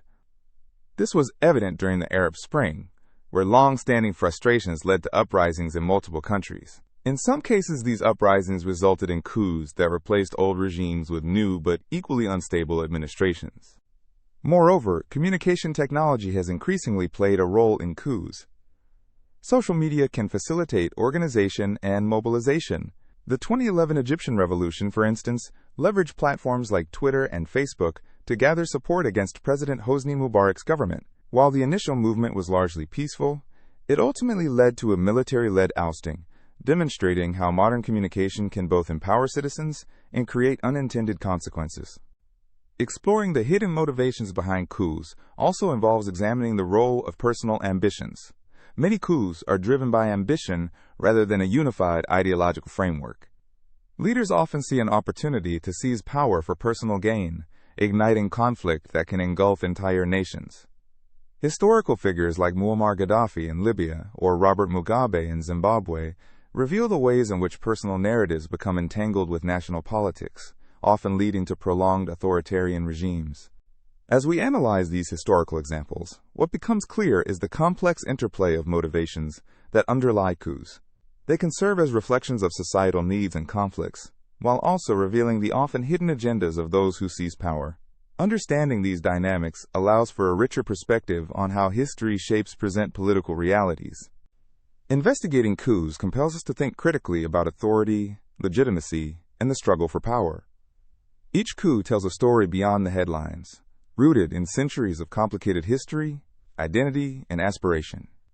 By delving into these narratives, we can gain insight not only into the events themselves, but also into the broader human condition and the continuous quest for governance that reflects the will of the people. This exploration beckons us to ponder the fragility of political structures and the resilience of societies faced with upheaval. War profiteering is a phenomenon that has persisted throughout history, where individuals, corporations, and even governments exploit conflicts for financial gain. The realities behind this practice are complex and involve a web of interests, motivations, and consequences that can have far-reaching impacts on societies and economies. Understanding these dynamics requires a look into the motivations of various political entities, the mechanisms through which they profit, and the broader implications for the world. At the heart of war, profiteering often lies a stark reality. Conflicts create an environment of instability and unpredictability. In such situations, the demand for military supplies, equipment, and various services skyrockets. Companies specializing in weaponry and defense can experience a significant surge in sales. For example, during times of war, the U.S. defense contractors often see lucrative contracts being awarded by the government. These contracts can range from supplying arms to developing advanced technology intended to secure national borders. But it is not just the defense contractors that benefit. Various entities, including mercenary groups, logistics firms, and even certain media outlets, can find pathways to profitability in times of war. Private military companies, for instance, have seen a dramatic rise in their operations, where they provide armed security forces, training services, and intelligence to governments and corporations. In many cases, these services come at a premium, further enriching the operators during a conflict. Political entities can also manipulate conflicts for financial gain. In some instances, governments may manipulate public sentiment regarding external threats to justify military action and the subsequent expenditures required for military campaigns. By framing military action as a necessity for national security, they can rally support from constituents, all while ensuring that funds are allocated towards defense spending. This spending can turn a profit for companies linked to political interests, leading to a symbiotic relationship between government entities and private contractors. Another complexity arises when conflicts are fueled by issues like resource management. Countries rich in natural resources often become hotspots for conflicts, as rival factions or even foreign nations seek control over these valuable assets. For instance, wars in regions like the Middle East have been significantly influenced by the presence of oil reserves. Corporations seeking to extract these resources may promote conflicts or even instigate them to claim favorable terms and rights to extraction. The profits harvested can lead to immense financial advantages, while the local population often suffers the consequences. The fallout of war profiteering extends beyond financial implications. The prioritization of profit over stability can exacerbate insecurity in war-torn regions. A local economy in turmoil results in a persistent cycle of violence and poverty, creating an environment where war becomes more appealing to certain players. Governments and corporations that fuel conflicts for their profit margins often neglect the humanitarian costs associated with their actions, leading to devastating consequences for civilians caught in the crossfire. The role of international organizations and regulations in curbing war profiteering is also a notable aspect of this discussion. Entities such as the United Nations have taken steps to implement embargoes and facilitate negotiations to reduce conflict and its associated profiteering. However, enforcement can be challenging, and often, those profiting from war have significantly more resources at their disposal to navigate and circumvent regulatory frameworks. Alongside the economic narrative surrounding war profiteering, societal impacts merit consideration. Communities affected by war often witness disintegration in social structures, loss of trust, and widespread trauma. The profits realized during conflicts can fuel a cycle of violence and corruption that hinders peacebuilding efforts for generations. Efforts to restore stability are often hampered by individuals and corporations that would rather maintain the status quo and continue to profit from chaos, rather than participate in rebuilding initiatives. The intersection of technology and war introduces an additional layer of complexity. With the advent of advanced military technology, such as drones and cybersecurity measures, a new generation of warfare has emerged. Tech companies can capitalize on conflict by providing state-of-the-art equipment and services. This not only leads to financial gain, but can also create a dependence on technology that complicates resolutions to conflicts. The reliance on high-tech solutions shifts the nature of conflict and challenges traditional frameworks for understanding and mitigating war profiteering. Moreover, public awareness and advocacy play crucial roles in confronting war profiteering. In recent years, there has been a movement toward transparency and accountability, with increased scrutiny placed on defense contracts and corporate dealings during conflicts.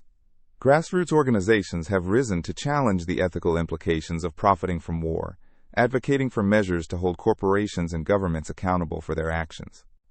In summation, the realities of war profiteering illuminate a stark intersection between conflict and financial gain that is seldom viewed in isolation. Political entities, corporations, and individual actors navigate a landscape ripe with opportunities for profit, yet these opportunities come with profound ethical, social, and economic consequences. Understanding these dynamics is crucial for anyone engaged in discussions surrounding conflict, governance, and the future of global security. The enigma of war profiteering persists, compelling society to confront the moral ramifications of prioritizing profit over peace. As changes continue to unfold on the global stage, it remains vital to critically examine the structures that allow war profiteering to thrive and to advocate for accountability and transparency in governance and corporate practices. Propaganda plays a significant role in shaping public opinion and influencing policy decisions. It involves the deliberate spreading of biased information to promote specific political agendas, often using persuasive techniques to manipulate the audience's perceptions and behaviors. Understanding the mechanisms and implications of propaganda in policymaking is crucial for grasping how decisions that affect our lives take shape. At its core, propaganda aims to create a narrative that aligns with specific interests or ideologies. Governments, political parties, and interest groups often use propaganda to sway public opinion in favor of their proposals or initiatives. For example, during election season, candidates may disseminate information that portrays their vision as the only solution to pressing societal issues while discrediting their opponents' views. This tactic is not limited to political zealots. Even corporate entities employ propaganda to shape regulatory environments in their favor. One common approach to propaganda is the use of emotional appeals. Instead of presenting facts and statistics, propagandists often use evocative language and imagery to stir feelings of fear, hope, or anger. For instance, in discussions about climate policy, a campaign might emphasize the devastating impacts of climate change through vivid storytelling, which can rally public support for a specific environmental initiative. These emotional narratives can effectively overshadow factual analysis, leading the public to favor policies based on feelings rather than informed judgment. To further understand the impact of propaganda, consider the concept of framing. The way an issue is presented can significantly influence how it is perceived.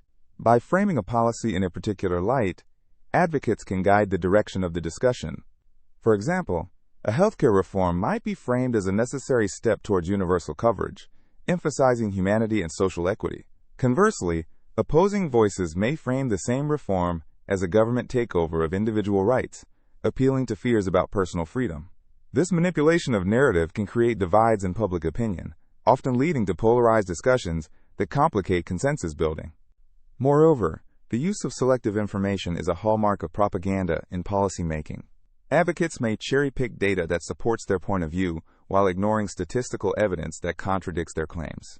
In economic policy debates, for example, proponents of tax cuts may highlight instances where such cuts led to job growth in specific regions, while downplaying or ignoring broader economic studies that indicate potential long-term detriments to public services. This selective bias can mislead the public and policymakers, resulting in policies that do not necessarily reflect the overall best course of action. Another powerful tool of propaganda is repetition. Repeating a message can solidify it in the minds of the public, making it seem more credible over time. Political campaigns often utilize slogans that encapsulate their key messages, ensuring that they remain fresh in voters' minds long before they head to the polls. Catchphrases like "Make America Great Again" or "Hope and Change" illustrate how succinct messaging can encapsulate comprehensive ideas and mobilize support. The more often individuals hear these phrases, the more likely they are to believe in the underlying ideology, regardless of the nuance involved. The rise of social media has amplified the effects of propaganda in modern policymaking. With platforms that encourage rapid sharing and engagement, information, whether accurate or not, can spread quickly, often reaching wider audiences than traditional media.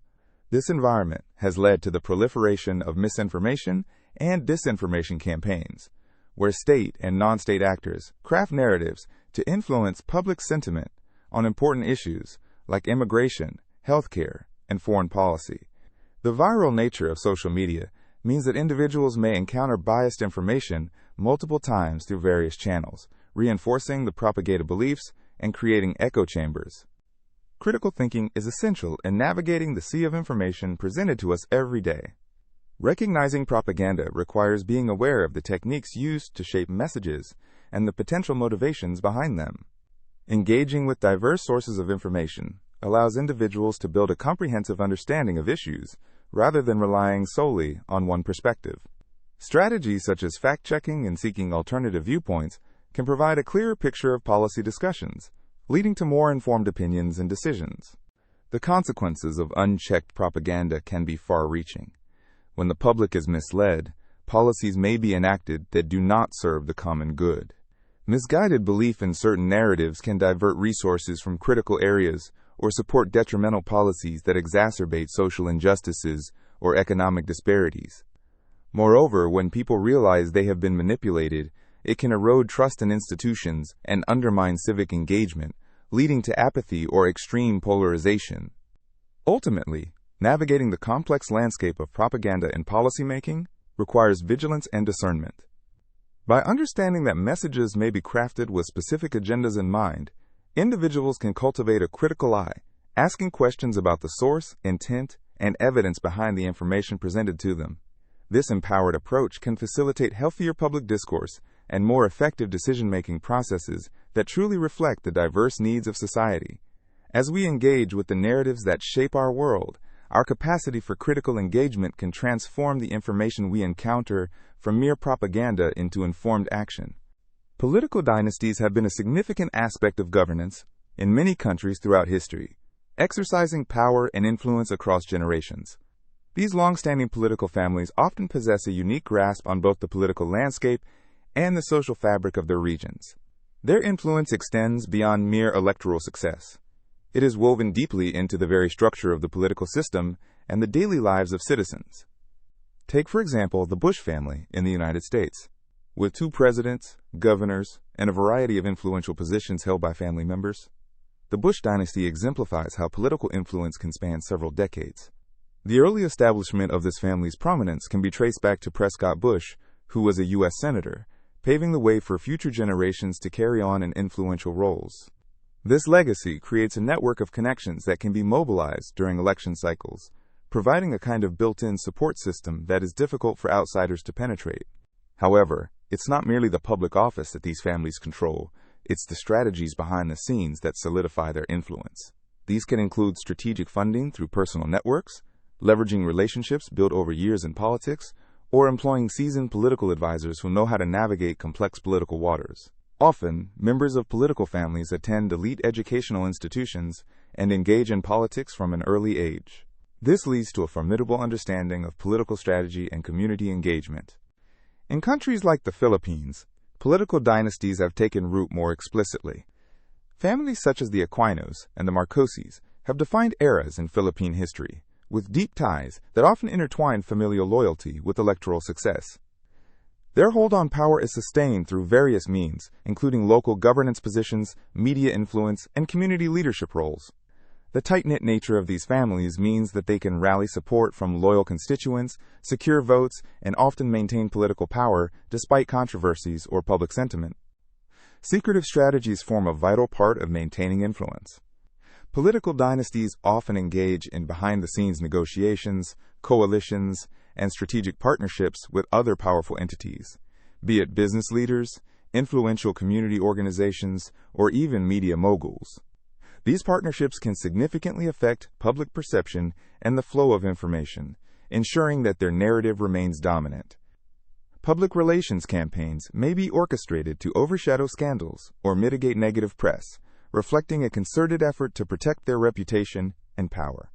Moreover, the role of media cannot be understated in fostering or challenging the influence of political families. Dynasties adept at utilizing media channels can frame their public persona effectively, presenting themselves as trustworthy leaders while simultaneously deflecting criticisms. Media savvy allows these families to reap the benefits of publicity when it suits their agenda, while remaining evasive during times of accountability. This dual narrative capability is a hallmark of successful political families.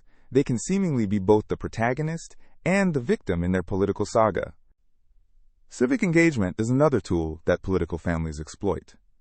Through foundations or charities, they can establish a positive image and create a form of loyalty among constituents by providing social services that can be viewed as beneficial to the community. This not only reinforces their presence in the political landscape, but also allows them to create a dependency that can translate into votes during election cycles. Engaging with constituents through philanthropic efforts can serve to humanize political figures, making them more relatable even if their wealth and status suggest otherwise. Another element at play is the dynastic practice of mentorship and grooming successors. Many political families start training the next generation from an early age, positioning them as future leaders. This strategy is coupled with a careful selection of political allies and partnerships to ensure that the next family member stepping into the political arena has a support network that can help navigate the complexities of governance. Resistance to these entrenched systems often arises as well. Political dynasties can face backlash from activists and reform advocates who promote a more inclusive political environment. Movements aimed at challenging these established families may gain traction, particularly if they resonate with younger voters who seek representation beyond traditional power structures. Although political families possess significant advantages, their grip can be challenged through grassroots movements that emphasize transparency, accountability, and a push for democratic reforms. In conclusion, the intricate web of political dynasties, with their long-standing influence and secretive strategies, is an essential feature of many political contexts. The legacy they build, the networks they foster, and the tactics they employ create a complex landscape of power dynamics that continuously evolve. Understanding these elements not only sheds light on the mechanics of political influence, but also opens the door for discussions about change, representation, and the future of democratic governance. The interplay between dynasties and the public is an enduring narrative that shapes the course of nations, reflecting the profound relationship between historical legacies and contemporary political realities. In the world of international trade, agreements often emerge from complex negotiations involving multiple stakeholders. While these agreements are typically portrayed as benevolent moves to foster economic growth and cooperation among nations, hidden agendas can often lie beneath the surface. These concealed objectives can shape not only the economies involved, but also the everyday lives of the citizens within those nations. When a new trade agreement is proposed, public discourse generally highlights its potential benefits, such as increased access to markets, job creation, and lower prices for consumers. However, a closer examination reveals that the motivations behind these agreements can extend far beyond improving trade relations. Corporations, lobbyists, and governments may have vested interests that seek to protect or promote certain industries to the detriment of others. This dynamic can create inequities that are often overlooked in the mainstream conversation. Take, for example, the discussion surrounding agricultural trade agreements. On the surface, these deals might seem designed to allow farmers from different countries to export their products more freely. However, the hidden agendas of powerful agribusinesses may also play a significant role. These corporations often influence negotiations to ensure their interests are prioritized, potentially overshadowing smaller local farmers who may not benefit from the same level of representation. The resulting challenge is that while some sectors thrive, others can face significant setbacks, leading to economic disparity and community destabilization. Another angle to explore is how trade agreements can serve as a means of political leverage. Countries may agree to trade terms that actually align with broader strategic interests. For instance, an agreement might include not just economic clauses, but also stipulations involving national security or environmental regulations. These added layers can serve hidden agendas, such as fostering military alliances or enhancing diplomatic relationships. It creates a network where trade considerations are intertwined with issues that are critical for national and global stability. Intellectual property rights also represent an interesting hidden agenda in trade agreements. While protecting creativity and innovation is essential, the demand for stringent intellectual property laws can disproportionately benefit larger corporations.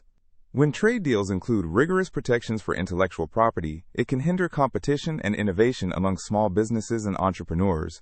The result can lead to a homogenized market where only a few major players dictate trends, stifling creativity and diversity. The social impacts of trade agreements often go unnoticed as well. It is not uncommon for agreements to include clauses that alter labor rights or environmental standards.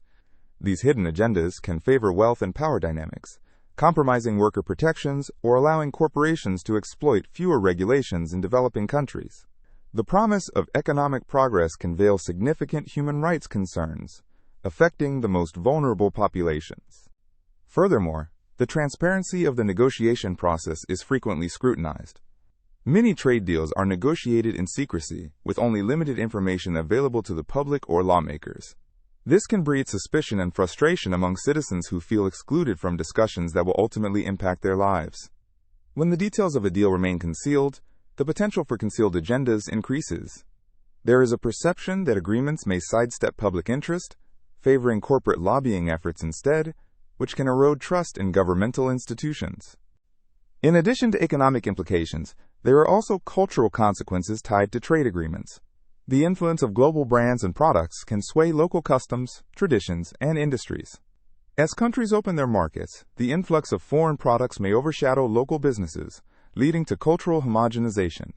This effect can alter the fabric of societies, impacting everything from cuisine to fashion, ultimately changing how communities identify themselves. Environmental standards are often a focal point in trade discussions, but they can also be a curtain for hidden agendas. Trade agreements may propose sustainable practices, yet the enforcement of these regulations is frequently lacking. Corporations might advocate for agreements that seem to prioritize environmental concerns, while in reality, they seek to secure their business interests without real accountability. This creates a paradox. The very agreements meant to promote sustainability can serve to entrench practices that harm the environment. While exploring the concealed objectives of international trade agreements, it is important to consider the role of public engagement. Citizens play a vital role in holding governments accountable and advocating for fair trade practices. By being informed and active in discussions surrounding these agreements, individuals can challenge hidden agendas and demand transparency. Grassroots movements and civil society organizations emerge as crucial players in promoting equitable trade practices and ensuring that the needs and voices of marginalized communities are represented. In conclusion, while trade agreements can pave the way for economic growth and collaboration among nations, it is essential to look beyond the surface and critically assess the hidden agendas at play. The objectives of powerful corporations, governments, and interest groups often shape these agreements in ways that can lead to inequalities, exploitation, and cultural shifts. By fostering an environment of transparency and inclusivity, we can work towards trade practices that truly benefit all sectors of society, creating a more equitable and sustainable future. As we navigate this complex landscape, remaining vigilant and proactive will empower citizens to influence trade policies that align with their values and interests, ensuring that hidden agendas do not overshadow the greater public good. In the digital age, where information flows freely and rapidly, the landscape of political strategy and decision-making has transformed dramatically. Cyber espionage, the act of infiltrating computer systems to gather secret or sensitive information, has become an influential tool in the realm of politics. This domain of activity raises interesting questions about privacy, ethics, and the fine line between intelligence gathering and intrusion. At its core, cyber espionage employs technology to access the confidential workings of governments, political organizations, and even major corporations. Unlike traditional espionage, which often relied on physical infiltration and human agents, cyber espionage utilizes networks, software tools, and the internet as its battlefield. This new approach can yield significant insights into political strategies, policy-making processes, and discussions that are not meant for public eyes.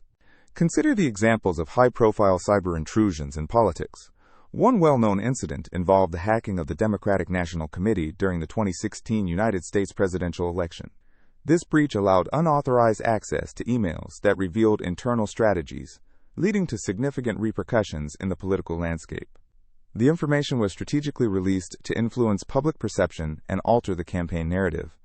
Such incidents highlight how cyber espionage can shift the power dynamics in political contests. Another example can be seen in international relations, where countries often engage in espionage to gain leverage over one another. States might infiltrate each other's governmental networks to acquire classified documents or strategic plans that could impact foreign policy decisions. This practice isn't confined to any one region. Nations across the globe engage in cyber espionage against perceived adversaries to fortify their political agendas. Cyber espionage is not solely the realm of nations. Corporations can also engage in tactics that resemble espionage to gain competitive advantages. The lines between political entities and corporate interests often blur, as sensitive political information can have substantial effects on market conditions and business landscapes. In some cases, corporate entities may even collaborate with state actors to conduct these operations, complicating the dynamics of power and loyalty. As we delve deeper into this subject, it becomes clear that the implications of cyber espionage extend beyond mere information theft. The knowledge gained through these digital trespasses can inform major political decisions, impacting everything from election outcomes to international treaties. Information can be weaponized, leading to disinformation campaigns that shape public opinion, disrupt electoral processes, or undermine trust in institutions. Moreover, the repercussions of cyber espionage can be profound. When classified information is leaked, it can compromise national security, expose officials to danger, or strain diplomatic relationships. For instance, revelations about a government's secret negotiation tactics can provoke outrage, prompting changes in leadership or policy. In such scenarios, the role that cyber espionage plays in shaping political realities cannot be underestimated. The rise of social media and digital communication has added a layer of complexity to this phenomenon. Today, information spreads at lightning speed, and once sensitive data is exposed, it can be challenging to control the narrative. The public often becomes embroiled in the ramifications of these cyber activities, as they influence perceptions of governments and shape societal discussions around issues of credibility and trust. In response to these challenges, many nations are implementing sophisticated cybersecurity measures to protect sensitive information. Governments are investing in cutting-edge technology and training to thwart potential intrusions.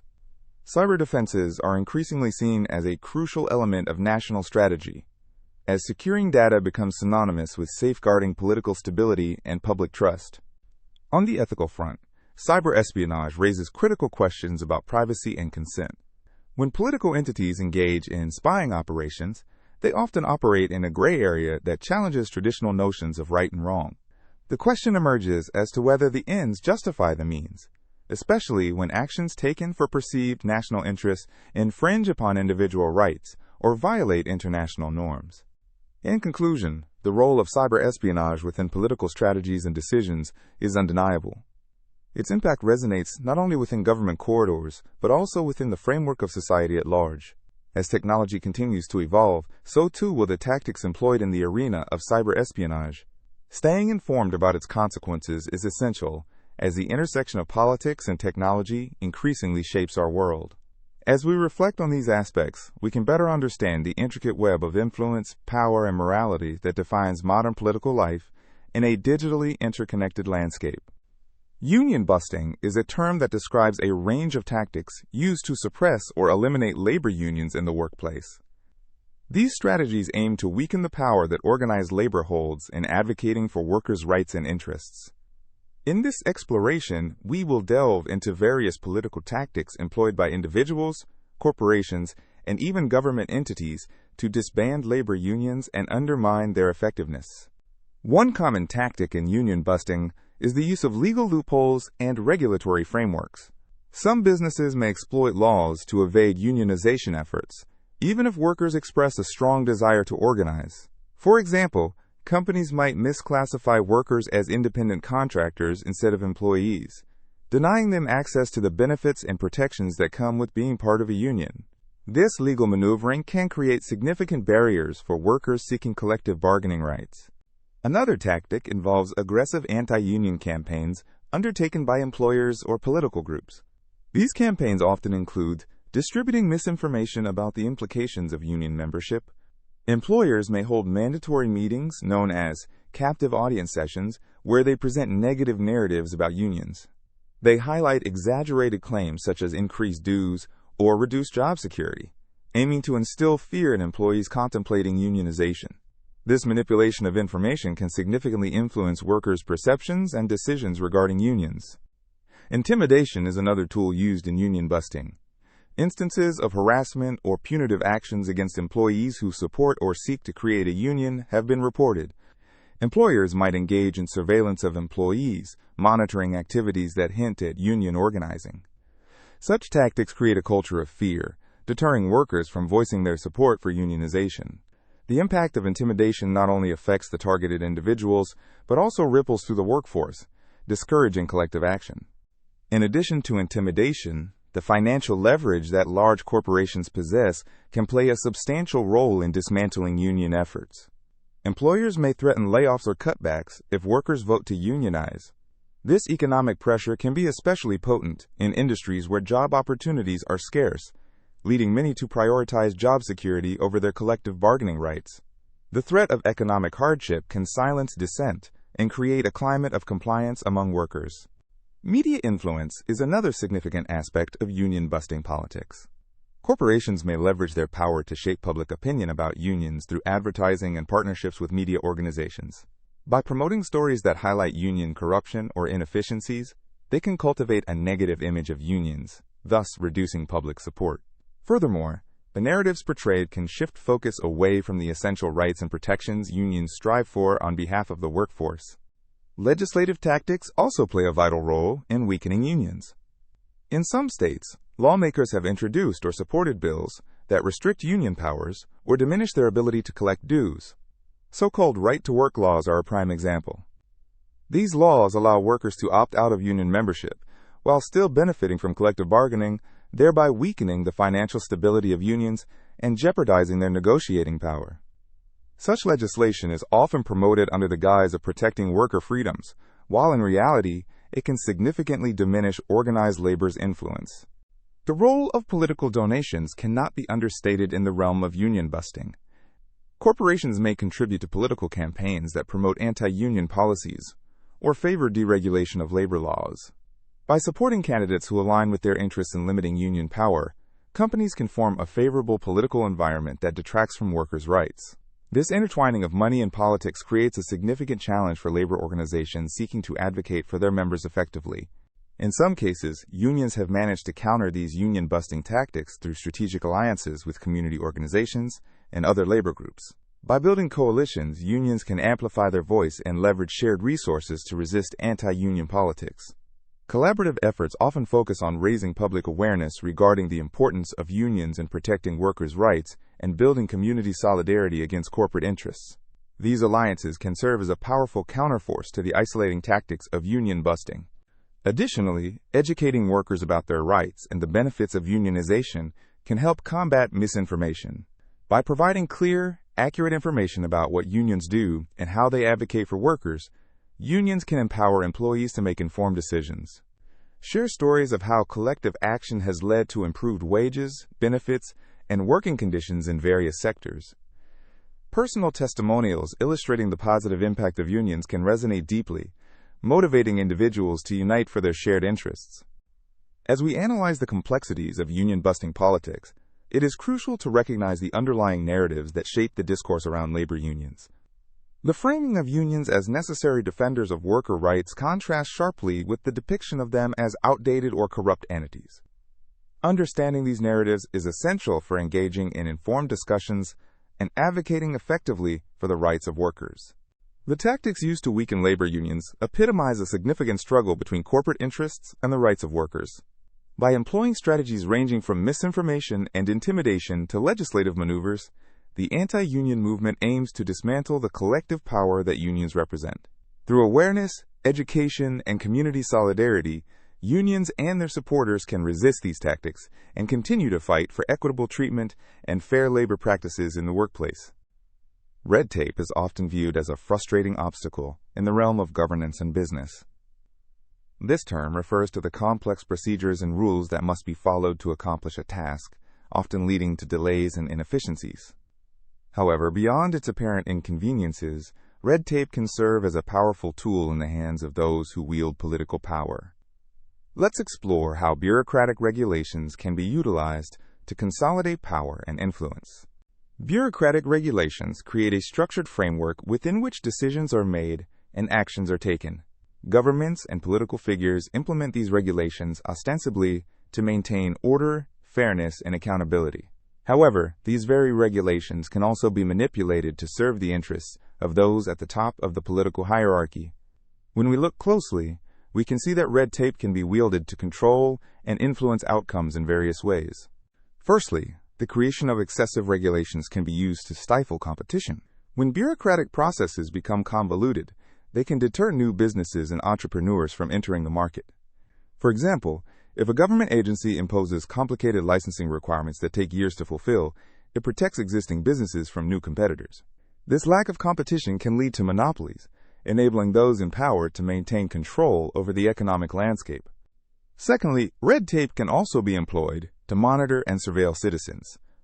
By implementing numerous regulations, governments can justify the need for increased oversight, which in turn can result in greater surveillance of the population. For instance, when the government requires detailed reporting and compliance checks for various activities, it can accumulate vast amounts of information on individuals and organizations. This centralized data can be a powerful asset, allowing politicians to keep tabs on dissent and exert influence over those who might oppose them.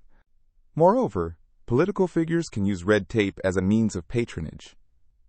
By controlling the flow of permits, licenses, and approvals, they can allocate resources and opportunities to their allies while sidelining their opponents. This creates a system of dependency, where businesses and individuals must seek favor from those in power to navigate the bureaucratic labyrinth. In this way, red tape becomes a means of consolidating loyalty and reinforcing a hierarchy that benefits the few at the expense of the many. Another crucial aspect of red tape is how it can be used to shape public perception. Politicians often craft regulations that appear to prioritize public welfare, such as environmental protections or safety standards. While these regulations can indeed serve genuine purposes, they can also be manipulated to create an illusion of action and concern. Through the careful implementation of bureaucratic processes, political leaders can present themselves as diligent representatives of the people, while simultaneously wielding considerable control over regulatory frameworks that actually serve their strategic interests. The bureaucratic machinery can also lend itself to strategic delays. When a political figure or agency decides to slow down a process, it can hinder progress on important initiatives, including social programs or economic reforms. By delaying implementation, any progress made can be painted as ineffective, leading to public disillusionment with the system. This can create a vicious cycle where citizens lose trust in democratic processes, thus granting more power to those who manage the bureaucracy. In this sense, the very regulations designed to promote accountability and transparency can paradoxically lead to greater disempowerment among the populace. Voter disengagement can further exacerbate this situation. When the public is faced with intricate regulations and complex political processes, they may feel overwhelmed, disheartened, or apathetic. This disengagement plays into the hands of those who thrive within the bureaucratic system, because fewer voices advocating for change can lead to the entrenchment of existing power dynamics. The curtains of red tape can obscure the activities of those in power, making accountability more difficult to achieve. In summary, while red tape often brings to mind images of inefficiency and frustration, it also reveals a deeper interplay of power and control within political structures. By shaping regulatory environments to their advantage, political figures and institutions can consolidate their influence, protect their interests, and manipulate perceptions. Understanding this relationship between bureaucracy and political power is vital for citizens who strive for engagement and transparency within their governments. By shedding light on the workings of red tape, we can better grasp the mechanisms of power and devise strategies to advocate for a more equitable and responsive political landscape. The Electoral College is a unique and often controversial aspect of the American presidential election system. Established in the Constitution, the Electoral College serves as a mechanism for electing the President and Vice President of the United States. However, it has been the source of intense debate and scrutiny, raising questions about its effectiveness and fairness in representing the will of the people.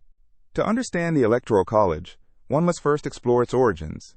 The framers of the Constitution created this system in 1787 as a compromise between electing the president by a vote in Congress and by direct popular vote. They aimed to balance the influence of populous states with less populous ones, ensuring that all regions of the country had a say in the election while preventing the potential tyranny of the majority. Each state is allocated a number of electoral votes based on its representation in Congress, which equals the sum of its senators and representatives. The process begins with the general election, where citizens cast their votes. However, voters are technically voting for a slate of electors pledged to a presidential candidate rather than directly for the candidate themselves. This means that in a winner-takes-all system, the candidate who receives the majority of votes in a state secures all of that state's electoral votes, except in Maine and Nebraska, which use a proportional allocation method. One of the critical controversies surrounding the Electoral College is the possibility of a candidate winning the presidency without securing the popular vote. This has happened in American history on several occasions, most notably in the elections of 1824, 1876, 1888, 2000, and 2016. Critics argue that this system undermines the principle of one person, one vote, leading to disenfranchisement, especially in states with a clear majority for one candidate. Moreover, the structure of the Electoral College favors smaller states, amplifying their influence relative to their populations. For example, Wyoming has 3 electoral votes, which means each of its residents has a higher weight in the election compared to those in larger states like California or Texas. This also means that presidential candidates focus their campaigns on swing states, those that could reasonably vote for either party, while less competitive states often receive little attention. As a result, voters in heavily Democratic or Republican states may feel their votes carry less significance than those in competitive regions. On the other hand, supporters of the Electoral College argue that it protects the interests of smaller or less populous states, thereby promoting national unity and encouraging presidential candidates to cater to a wider range of interests across the country. They claim that without the Electoral College, candidates would focus only on populous urban areas, ignoring rural communities and smaller states altogether. Another point of debate is the role of electors themselves. Electors are usually chosen by the political parties of each state, and they are expected to vote in accordance with the popular vote in their state. However, there have been instances where electors have voted contrary to the popular vote, leading to discussions about the potential for faithless electors, those who do not adhere to their pledge. Some states have attempted to address this issue by imposing laws that require electors to cast their votes in line with the popular vote. In recent years, movements to reform or abolish the Electoral College have gained traction. Proponents of reform suggest alternatives such as the National Popular Vote Interstate Compact, which aims to ensure that the candidate receiving the most popular votes nationwide wins the presidency. This approach seeks to combine the benefits of direct democracy with the federalist principles inherent in the American political system. There is also discussion about increasing public awareness and understanding of the Electoral College. Advocacy groups emphasize the importance of voter education, outlining the electoral process and how votes translate to electoral outcomes.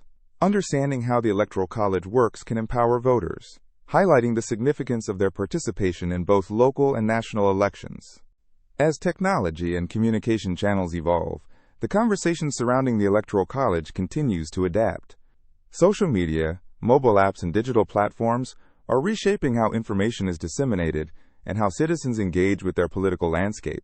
There is a growing trend to hold discussions and debates online, bringing together diverse perspectives which could shape future reforms and responses to the Electoral College's role in American democracy. Ultimately, the validity of the Electoral College remains a compelling topic, one that invokes passionate views from all sides. Its intricate balancing act between federal and popular interests embodies the complexities of American democracy.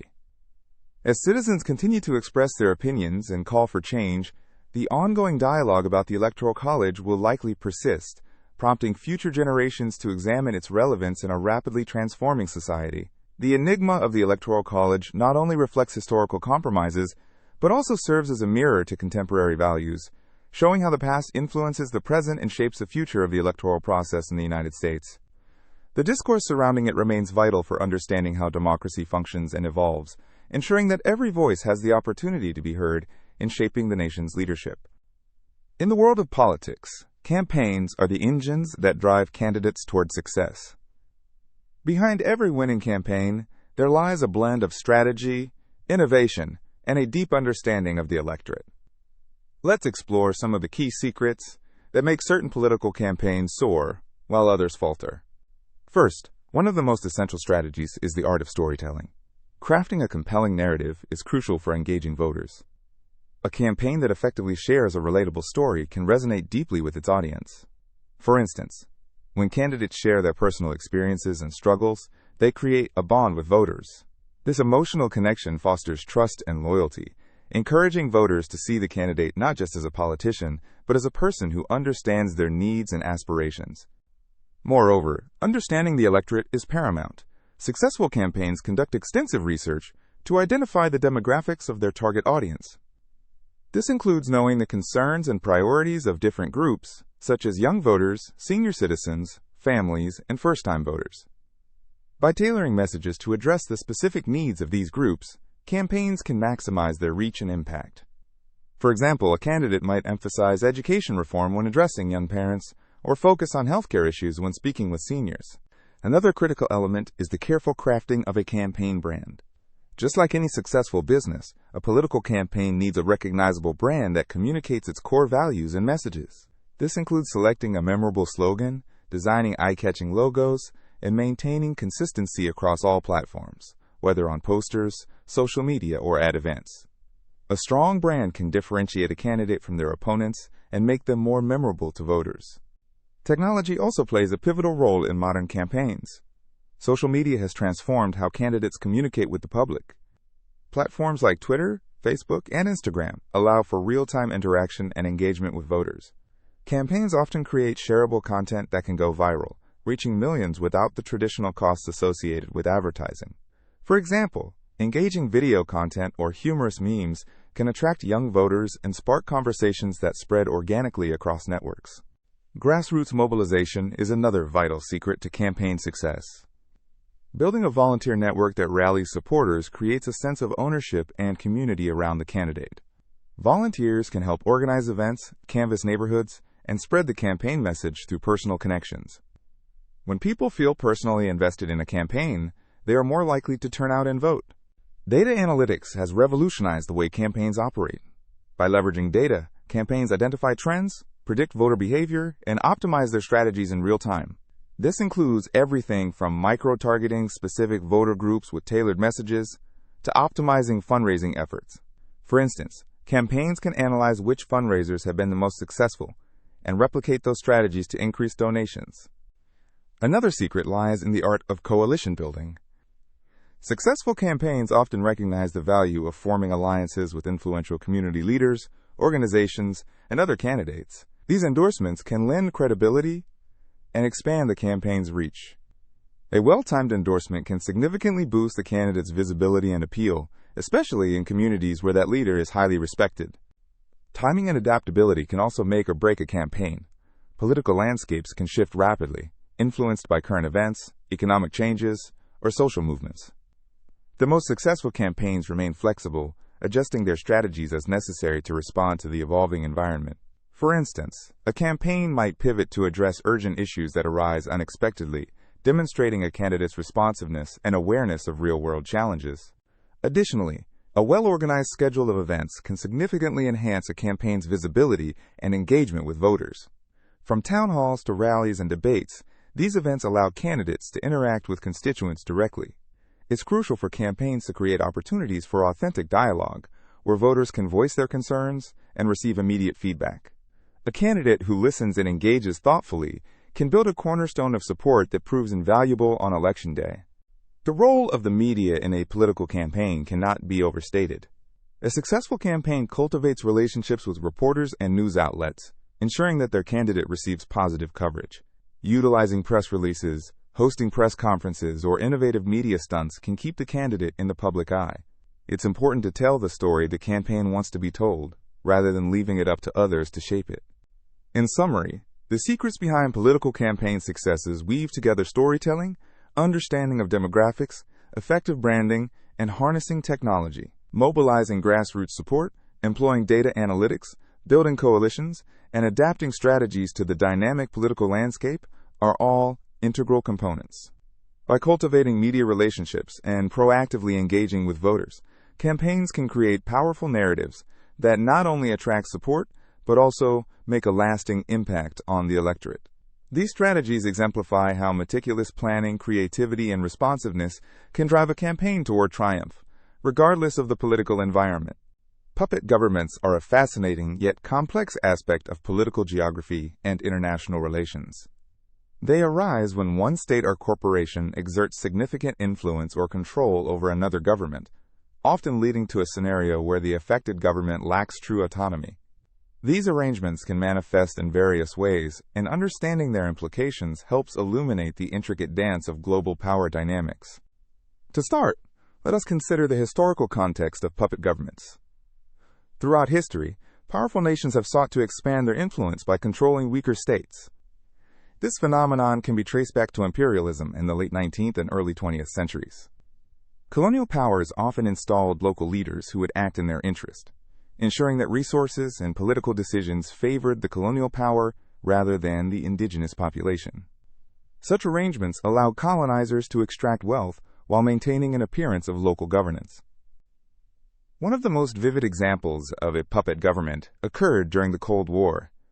The United States and the Soviet Union were locked in a struggle for global influence, and each sought to install regimes that aligned with their political ideologies. In countries like Vietnam, Cuba, and Afghanistan, local leaders were either supported or opposed based on their alignment with either capitalism or communism. For instance, the United States supported the South Vietnamese government despite widespread corruption and unpopularity, simply because it opposed the spread of communism in Southeast Asia. Another example can be found in Central America, particularly in Guatemala during the 1950s. The United States intervened in Guatemalan politics by orchestrating a coup that overthrew democratically elected President Jacobo Arbenz. Following this coup, the U.S. backed a government that would prioritize American business interests, particularly the United Fruit Company. This pivotal moment not only altered the political landscape of Guatemala, but also had lasting impacts, leading to decades of civil unrest and conflict. Examining puppet governments reveals a duality in their functionality. On one side, they can provide a facade of local governance and stability. On the other, they often lead to significant unrest and discontent among the populace.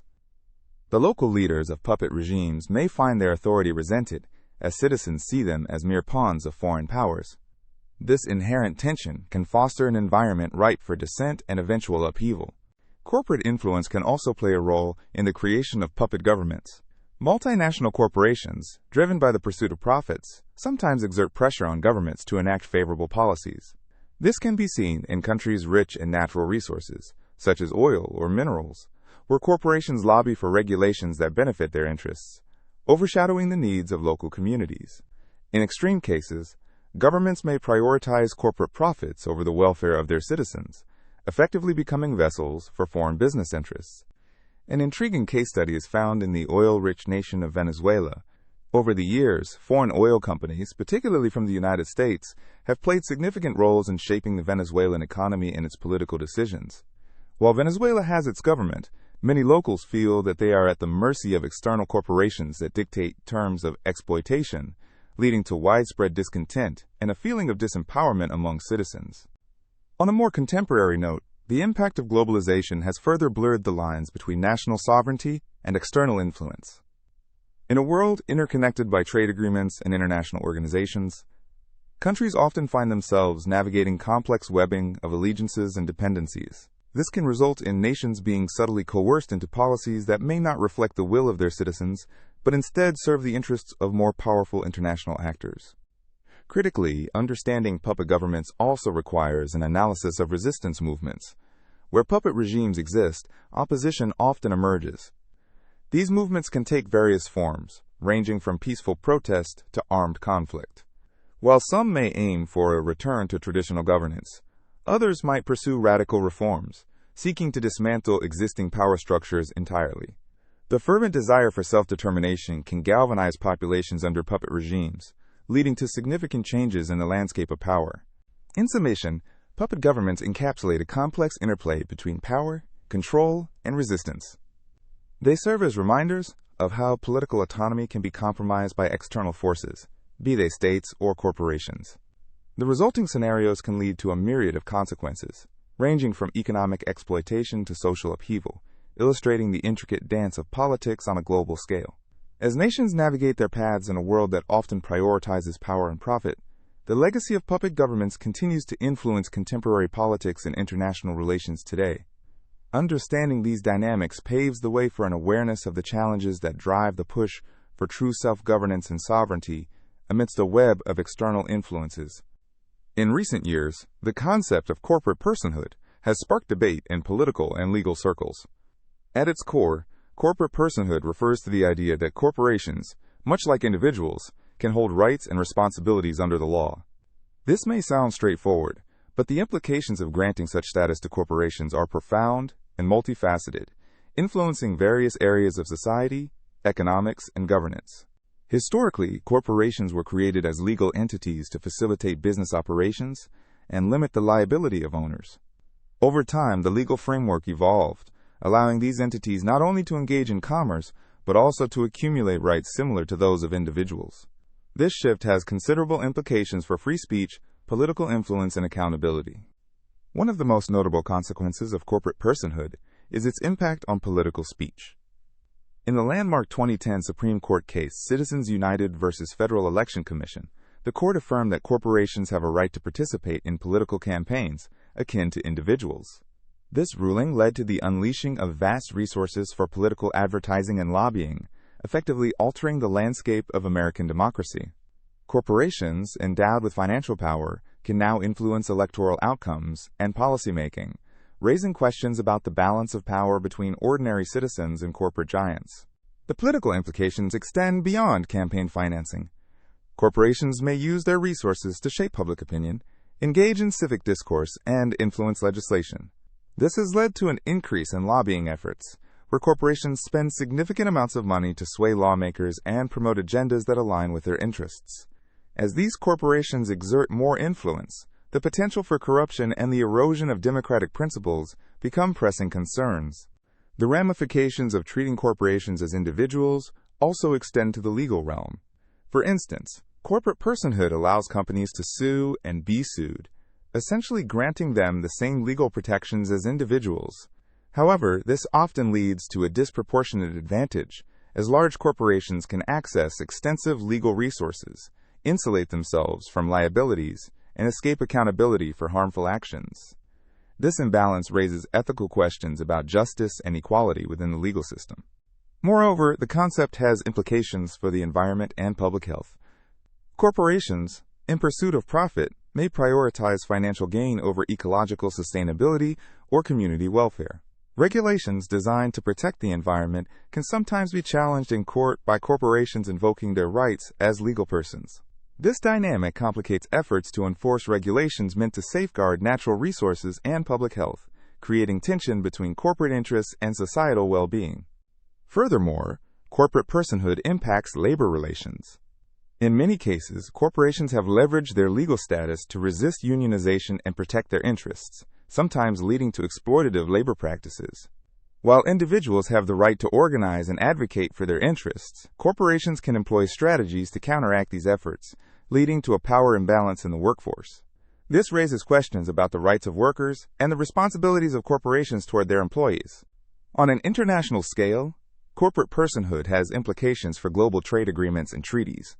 As corporations operate across borders, their rights and responsibilities often clash with local laws and practices. This complicates issues related to human rights, labor standards, and environmental protections. For example, if a corporation faces restrictions in a foreign country, They may invoke their legal rights to challenge these restrictions, potentially overriding local governance and priorities. Additionally, the concept of corporate personhood contributes to a broader discussion about social responsibility. Many stakeholders argue that corporations, having gained rights similar to those of individuals, should also bear corresponding social responsibilities. The growing movement of corporate social responsibility reflects this desire to hold corporations accountable for their actions, pushing for ethical practices that consider the welfare of communities, the environment, and future generations. As we analyze the implications of corporate personhood, it becomes clear that the power dynamics between corporations and individuals are evolving. The balance between promoting economic growth through corporate activity and ensuring accountability and ethical behavior is delicate. This ongoing debate challenges us to reconsider the role of corporations in society and how we can ensure that the principles of democracy and justice are upheld in a landscape increasingly influenced by corporate interests. In the end, the discussion about corporate personhood is not merely about legal definitions. It is fundamentally about how we conceptualize rights, responsibilities, and the nature of participation in our society. Through this exploration, we are invited to envision a future where the actions of corporations contribute positively to the community and the world at large, shaping a landscape where both individuals and corporations can coexist harmoniously. As the dialogue continues, it is essential to engage critically with these ideas and advocate for a system that reflects the values of fairness, equity, and shared prosperity. Voter suppression is a complex and critical issue that impacts democratic participation. Various techniques have historically been used to limit the voting rights of certain demographics, often targeting individuals based on race, ethnicity, socioeconomic status, or other factors. Understanding these methods is essential in recognizing their effects on society and democracy as a whole. One common technique of voter suppression is the implementation of strict voter ID laws. These laws require individuals to present specific forms of identification before being allowed to cast their votes. While proponents argue that these laws help prevent fraud, critics contend that they disproportionately affect marginalized communities. For example, individuals from low-income backgrounds may not possess the required identification due to various barriers, such as the costs associated with obtaining documents or the absence of nearby offices where they can acquire them. Another method is the purging of voter rolls. States periodically update their voter registration list to remove individuals who have died, moved, or otherwise become ineligible. However, these purges can be conducted in ways that disproportionately affect certain groups, such as minority communities. Sometimes, voters are removed incorrectly due to errors or outdated information. This practice can lead to eligible voters showing up at polling places only to find that their names have been removed from the rolls, effectively disenfranchising them. Redistricting, often referred to as gerrymandering, is also a significant technique used to suppress voter influence. This process involves drawing electoral district boundaries in a way that gives one political party an advantage over another. By manipulating district lines, lawmakers can dilute the voting power of specific demographics, making it more difficult for those groups to elect representatives who reflect their interests. This technique can be particularly harmful when it comes to racial and ethnic minorities, whose voting power can be scattered to minimize their electoral impact. Limitations on early voting and access to polling places represent another concerning trend. Many jurisdictions have reduced the number of polling locations or restricted early voting days and hours. These changes can create long lines and increase wait times, particularly in communities with fewer resources. When individuals have to wait for hours to cast their votes, it can dissuade them from participating altogether, especially if they have work or family commitments that make long wait times impractical. In addition, aggressive voter intimidation tactics can play a role in suppressing turnout. This may include the presence of individuals at polling places who challenge the eligibility of voters or use threatening language and behavior to intimidate them. Such tactics can create an atmosphere of fear and uncertainty, especially among marginalized groups who may already feel vulnerable. Furthermore, misinformation campaigns are increasingly utilized to confuse and mislead voters. False information about when and how to vote can spread rapidly through social media and other channels, leaving some individuals unsure of their rights or the procedures they must follow. For instance, misinformation about voter registration deadlines or changes in polling locations can lead to confusion and disengagement from the electoral process. Language barriers can also serve as a form of voter suppression. In communities where English is not the primary language, individuals may struggle to understand the voting process, ballots, or other important information. The lack of language assistance can create significant obstacles, making it difficult for non-English speakers to fully engage in the voting process. Lastly, the effects of socioeconomic status cannot be overlooked. Individuals who are economically disadvantaged may face numerous obstacles to voting, such as transportation issues or lack of childcare.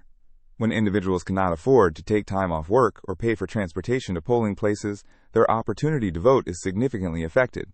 The combination of these techniques creates a challenging environment for many eligible voters. It is crucial to recognize and address these issues to promote a more inclusive and representative democracy. Advocacy efforts to protect voting rights, increase access to information, and ensure fair voting practices are essential in combating voter suppression. By raising awareness and engaging in dialogue, communities can work together to create a system that empowers all individuals to participate fully in electoral processes. Understanding the history and present landscape of voter suppression techniques can motivate individuals to advocate for change. Each method utilized to disenfranchise voters highlights the ongoing struggle for equity and justice in the democratic process. Awareness of these tactics serves not only as a call to action, but as a reminder of the importance of safeguarding the rights of all individuals to make their voices heard in the political arena. Addressing these issues collectively is vital to fostering a society where every eligible voter can cast their vote without fear or obstruction, ultimately leading to a stronger, more representative democracy. Throughout history, revolutionary movements have reshaped societies, challenged regimes, and inspired millions. Yet, many of these movements remain shrouded in mystery or overlooked altogether. Today, we embark on a journey to explore some of these lesser-known revolutionary movements, uncovering their untold stories and their long-lasting impacts on the world we live in.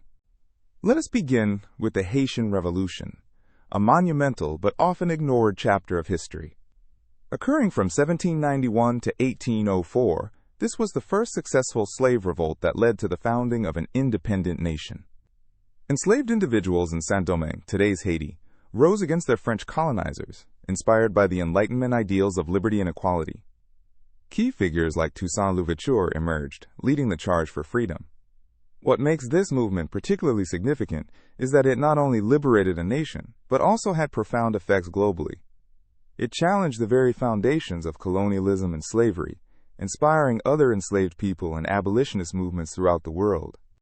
Moving to the east, we turn our attention to the Taiping Rebellion in mid-19th century China.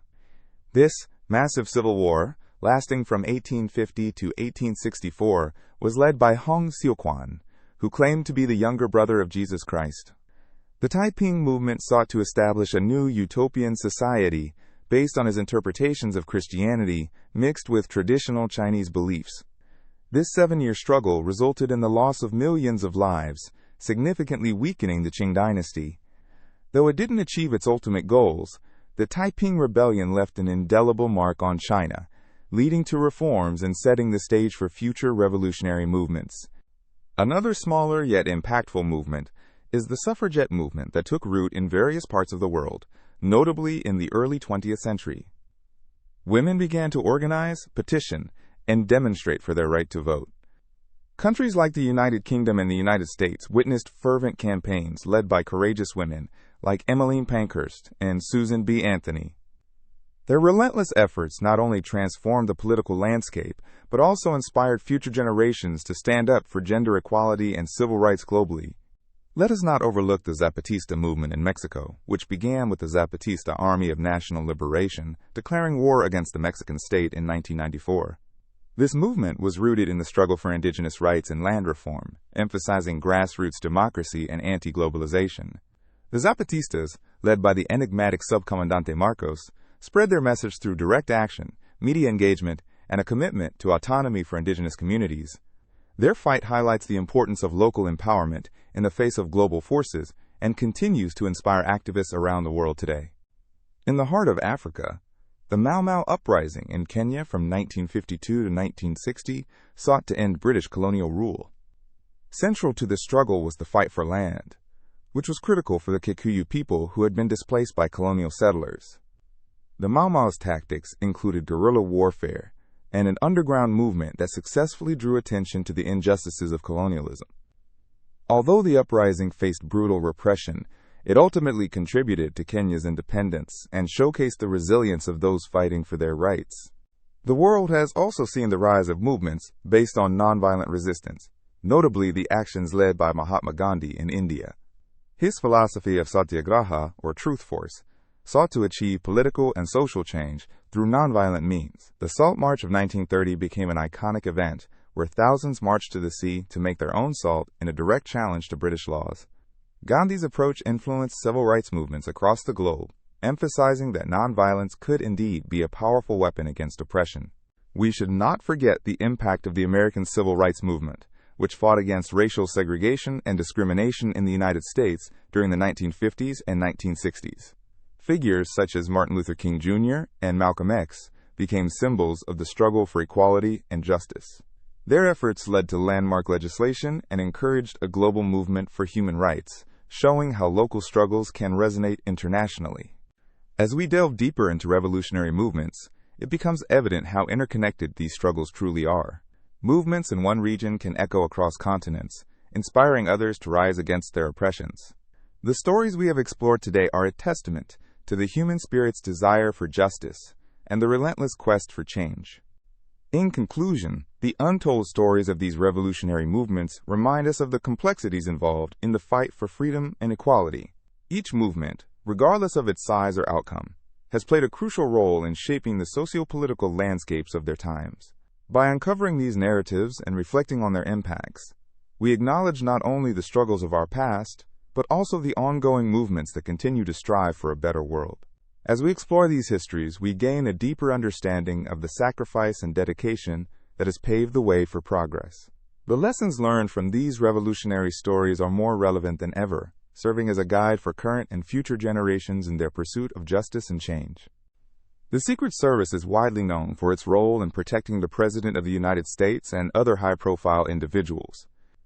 However, it operates in a realm that goes far beyond security and protection.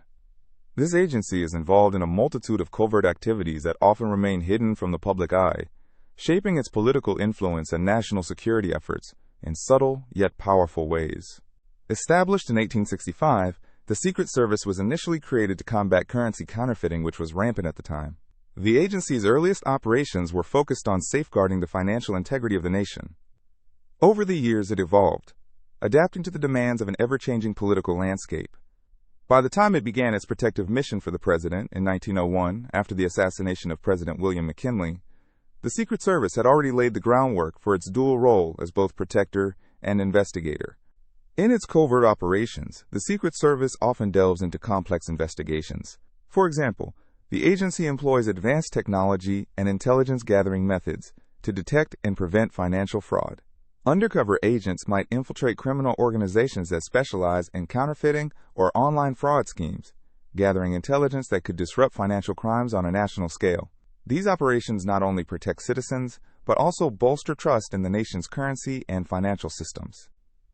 Political influence is another significant aspect of the agency's activity. While it may not engage directly in political affairs, the Secret Service's actions and the information it gathers can have indirect effects on political dynamics. Protecting high-profile politicians during campaigns or international visits allows the agency to monitor public sentiment and potential threats. This intelligence can inform decision-makers and influence policies in subtle ways. The Secret Service also plays a vital role during critical political events, such as presidential inaugurations and national conventions. These gatherings attract immense public interest and potential threats, which require the agency to coordinate with various local and federal law enforcement agencies to ensure security. The meticulous planning and execution during these events involve a level of presence and influence that often shapes the narrative surrounding the political climate at the time. Training for agents in the Secret Service is rigorous and covert, allowing them to prepare for the unexpected. They learn to assess threats, manage crisis situations, and protect individuals even in high-pressure environments. Their ability to operate discreetly adds a layer of protection as they blend into crowds or engage in covert surveillance to identify potential risks. This element of surprise keeps adversaries guessing, ensuring those under their protection can focus on their duties without fear. The nature of their work means that much of the Secret Service's operations remain undisclosed. Nevertheless, their involvement in high-stakes situations can sometimes draw them into political controversies or discussions about civil liberties. As they work to balance security with the rights of individuals, these situations require careful navigation and can influence public perception of the agency. Additionally, the Secret Service's role in cybersecurity has been expanding. As technology evolves, so do the threats facing national security and the economy. The agency collaborates with other government bodies to track cybercrime and protect against threats to the financial system. This evolving focus demonstrates the agency's adaptability to current challenges, emphasizing its importance in both financial protection and the political landscape. Their presence is often felt most during major crises or significant political events, where their operations contribute to a sense of security for those in attendance. These moments can resonate with the public, influencing opinions and fostering trust in governmental institutions. The visible commitment to protection highlights the agency's dual mandate to ensure safety while indirectly shaping the political narrative. While most citizens may only interact with the Secret Service during public events or as witnesses to their protective work, their covert operations play a critical role in maintaining order and security. Agents are continually assessing risks and developing strategies to counteract potential threats. This involves not just an understanding of immediate dangers, but also a grasp of broader political and social dynamics. The influence of the agency extends beyond the immediate operations. It fosters a culture of vigilance and responsiveness, reminding citizens and politicians alike of the importance of safety in governance. The Secret Service's expertise in risk assessment and crisis management is invaluable, as these officials navigate complex political landscapes both domestically and internationally. In summary, the Secret Service's operations are a blend of protection and covert activities that wield significant political influence. From its origins as a guardian against counterfeiting to its current role in safeguarding national security, the agency exemplifies the complexity of modern governance. Engaging in intricate investigations, supporting high-level political events, and adapting to emerging threats, the Secret Service remains a cornerstone of the nation's security infrastructure, demonstrating the depth of its mission beyond mere protection. This multifaceted agency continues to evolve, navigating a unique path that intertwines security, finance, and politics, shaping the fabric of American society in ways often unnoticed, yet profoundly impactful. Pharmaceutical companies, commonly referred to as Big Pharma, play a significant role in the healthcare system, impacting everything from drug development to public health policies. These companies invest vast resources into research and development, bringing innovative treatments and medications to market. However, their extraordinary influence stretches beyond the laboratory and into the halls of political power. At the intersection of the pharmaceutical industry and politics lies a complex web of relationships. Lobbying is one of the primary ways that Big Pharma wields its clout. These companies spend millions of dollars each year to lobby lawmakers and government officials. The primary goal is to shape legislation that can significantly affect their business operations. This lobbying can include everything from drug pricing regulations to patent laws. By influencing policy decisions, pharmaceutical companies can help ensure favorable market conditions for their products. One of the most controversial aspects of this relationship involves drug pricing. In many countries, policies regarding the pricing of medications can have a significant impact on a company's profits. Pharmaceutical companies often argue that high research and development costs are necessary to recoup their investments. They lobby for legislation that prevents the government from negotiating drug prices directly, arguing that such measures would stifle innovation. Critics, however, point to the fact that some companies prioritize profits over patient access to essential medicines. This has led to heated debates, particularly in the context of high-profile drug shortages and skyrocketing costs for life-saving therapies. Another layer of complexity arises from the connections between Big Pharma and political figures. Many politicians have ties to the industry, whether through campaign contributions or direct employment. This creates potential conflicts of interest, raising questions about the integrity of public policy. When a politician supported by pharmaceutical companies champions legislation that benefits the industry, it can lead to a public outcry. Transparency is critical in these relationships, as constituents want to know whether their elected officials are acting in the public interest or serving private interests. The role of public relations cannot be overlooked in the discussion of Big Pharma and politics. Pharmaceutical companies employ extensive marketing strategies, promoting their drugs through various channels to sway public opinion. This can involve relationships with healthcare professionals, direct advertisements to consumers, and partnerships with advocacy groups. By framing public narratives around their medications, these companies can often influence both lawmakers and the general public. Moreover, global health initiatives introduce another dimension of Big Pharma's political influence. Many pharmaceutical companies engage in collaborations with governments and nonprofit organizations to address public health challenges in developing countries. While these initiatives can lead to life-saving advancements, they can also serve the interests of the pharmaceutical companies by expanding their market reach and creating new revenue streams. This raises questions about the motivations behind such efforts and whether they prioritize genuine health improvements or corporate profits. The topic of intellectual property rights also plays a significant role in the dynamics between Big Pharma and politics. Drug patents grant companies exclusive rights to produce and sell their medications, offering them the opportunity to recoup their investments.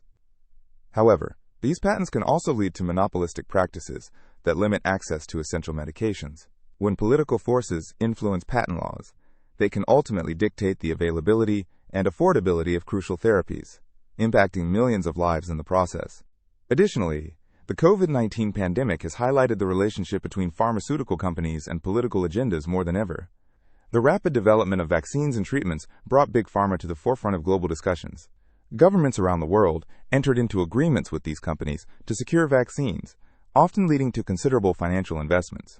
The transparency surrounding these deals has come under scrutiny, with demands for clarity regarding pricing and distribution. It's important to acknowledge that not all interactions between Big Pharma and political entities are negative.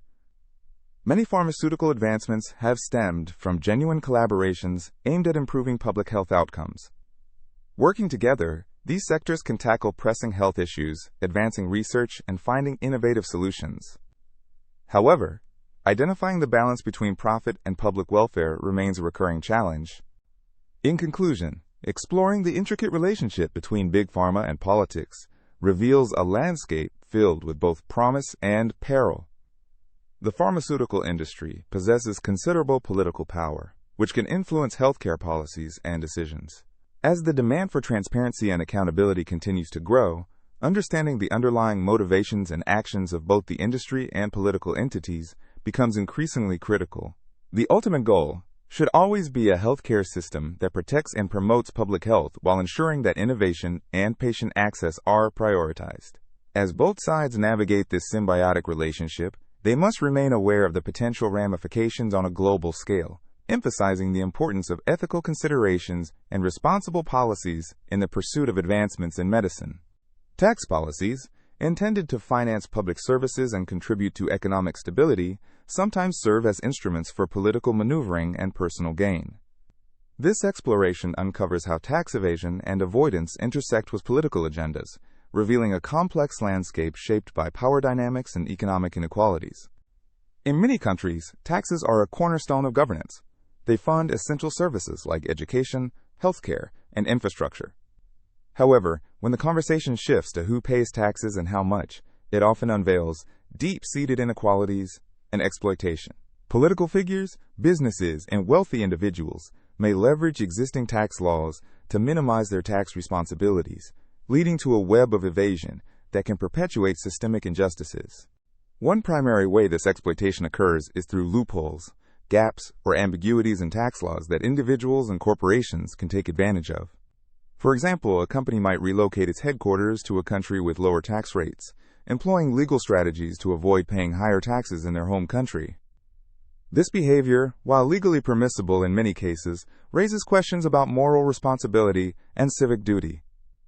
It reflects a broader trend where those with the resources to navigate the tax system gain undue advantages over average citizens who bear the brunt of tax burdens.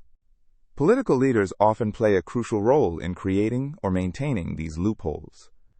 Lobbying by corporations and wealthy individuals can shape tax legislation in ways that favor their interests. For instance, powerful interest groups might push for specific deductions or exemptions that primarily benefit them, often packaged as incentives for job creation or innovation.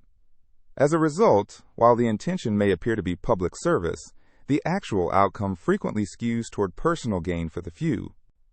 Moreover, this dynamic can cultivate a sense of distrust among the general populace. When citizens perceive that others are benefiting from tax evasion, especially those in positions of power, frustrations can mount. This sentiment can further entrench political divisions and undermine the social contract, leading to calls for tax reforms that may or may not serve the original purpose of equity and justice. Additionally, the narrative around tax policies is often driven by political agendas. Politicians may amplify the issue of tax evasion during election cycles to rally support, promising to crack down on corporations and the wealthy. However, once in power, the changes they implement can be minimal or selectively enforced. The cycle continues as the public's hope for accountability dwindles, disillusioning citizens concerning the political process. On the global stage, these issues become even more pronounced. Nations compete for foreign investment, often engaging in what some call a, quote, race to the bottom regarding tax rates. Countries with lower tax regimes attract multinational corporations and affluent individuals, leading to a significant loss of tax revenue for other nations. This not only impacts public services and infrastructure, but reinforces global economic inequalities, with wealth concentrated in specific regions while others struggle to meet basic needs. The intersection of tax policy and politics also manifests in the perpetuation of narratives around fairness and responsibility. Political entities may frame tax evasion as a luxury of the elite, creating a gulf between their experience and that of regular taxpayers. This disconnection can both fuel resentment and distract from systemic reforms needed to address underlying issues tied to wealth distribution and tax law inequities. To combat these trends, some jurisdictions are beginning to adopt progressive tax policies that seek to minimize the potential for exploitation. These policies aim to create a more equitable tax system, where contributions are based on the ability to pay rather than loopholes or tax shelters. Emphasizing transparency and accountability in tax matters can also help demystify the system and engage citizens in the process, fostering a sense of collective responsibility. Public awareness and activism play vital roles in reshaping how tax policies are perceived and implemented. Grassroots movements and advocacy groups can bring light to the detrimental impacts of tax evasion on social equity, mobilizing citizens to hold their representatives accountable. Education on tax matters can empower individuals to understand their rights and responsibilities, fostering a culture of ownership and participation in the tax system. In conclusion, the exploitation of tax policies holds profound implications for political landscapes and societal norms. By examining these links between tax evasion, politics, and personal gain, we can better understand the frameworks that shape our economies and democracies. Navigating this intricate web requires vigilance, advocacy, and a commitment to creating a fair system that benefits all, rather than just a privileged few. As we reflect on the complexities of tax policies, we must remain conscious of the ongoing struggle for justice and equity that transcends the financial realm, shaping the world we live in today. The world of elections is often seen through the lens of candidates, campaigns, and political parties. However, a critical yet less visible component in this intricate process is the Electoral Commission. These organizations play a vital role in ensuring that the electoral process is fair, transparent, and efficient. But what exactly does an Electoral Commission do, and what hidden powers and responsibilities do they hold? First, let's consider the foundational role of an Electoral Commission. At its core, the Commission is responsible for overseeing the conduct of elections and referendums. This includes the task of setting the rules and regulations that govern the electoral process. These rules are not arbitrary. They are carefully designed to promote equality and fairness. For instance, an electoral commission may stipulate guidelines regarding campaign financing, which helps to prevent the undue influence of money on politics, ensuring that all candidates have a level playing field. One of the primary responsibilities of electoral commissions is to manage voter registration. This is essential in creating a reliable voter base. They ensure that the registration process is accessible and secure, enabling citizens to participate in the democratic process. In some regions, they implement innovative approaches to enhance registration, such as online platforms or outreach programs in underserved communities. The attention to accessibility shows their commitment to encouraging civic engagement among all citizens. Another significant function of electoral commissions is to conduct independent oversight of the electoral process. This includes monitoring the voting procedure on Election Day, which helps to maintain order and confidence among voters. Commission officials often serve as neutral observers, ensuring that all electoral laws are adhered to during voting. Observers verify that every ballot is counted accurately and that the process is transparent. This oversight is crucial in safeguarding against fraud and maintaining public trust in the electoral system. Electoral commissions also play a pivotal role in education and awareness. They actively engage in informing the public about the electoral process, voting procedures, and the importance of participating in elections. This educational aspect is particularly important in fostering a culture of political participation. For instance, many commissions run campaigns targeting first-time voters with information tailored to their specific needs. By empowering citizens with knowledge, these commissions help to nurture a more informed electorate. Furthermore, these organizations have the authority to investigate and address complaints related to the electoral process. When irregularities or allegations of misconduct arise, electoral commissions act as independent bodies to examine these issues. This investigative power is crucial for maintaining accountability and integrity within the electoral landscape. For example, if a candidate believes that they have been treated unfairly during the campaign, they can appeal to the commission to investigate their claims. This ability to address grievances contributes significantly to the legitimacy of the electoral process. In certain situations, electoral commissions may also engage with international observers to ensure that elections meet global standards. These partnerships often result in comprehensive reports on the conduct of elections and recommendations for improvements. By aligning local practices with international best practices, electoral commissions help to enhance the overall quality of democracy. It's important to note that the composition and powers of electoral commissions can vary significantly from one country to another. Some commissions operate independently of government influence, while others are part of governmental structures. The balance of power is essential to their functioning. An independent commission can effectively uphold democratic principles, while a government-controlled body may struggle with perceived bias. Consider the influence of technology within this domain. As digital platforms become integral to society, electoral commissions have had to adapt to new challenges. The rise of social media, for instance, has introduced complexities regarding misinformation and voter manipulation. Electoral commissions are now tasked with monitoring online activities and ensuring that the integrity of the information being disseminated is upheld. This responsibility highlights their adaptiveness in an ever-evolving electoral landscape. Ethical considerations are also paramount to the role of electoral commissions. They serve as guardians of democratic values, striving to maintain fairness and equity in the electoral process. Their integrity is vital. If citizens view them as impartial and trustworthy, they are more likely to engage positively in the electoral system. In conclusion, electoral commissions hold a plethora of hidden powers and responsibilities that significantly influence the democratic process. From managing voter registration to overseeing the electoral conduct, promoting public education, addressing complaints, and adapting to technological advancements, their role extends far beyond mere administration. As the unsung heroes of the democratic process, electoral commissions ensure that the voices of citizens are heard and valued, reinforcing the bedrock of democracy itself. As we reflect on the electoral landscape, we must recognize and appreciate the crucial functions these commissions perform, shaping the foundation of a just and fair society. The integrity, transparency, and accessibility that electoral commissions promote are invaluable to the health of democracy, making their work essential not only during election seasons but throughout the entire democratic process.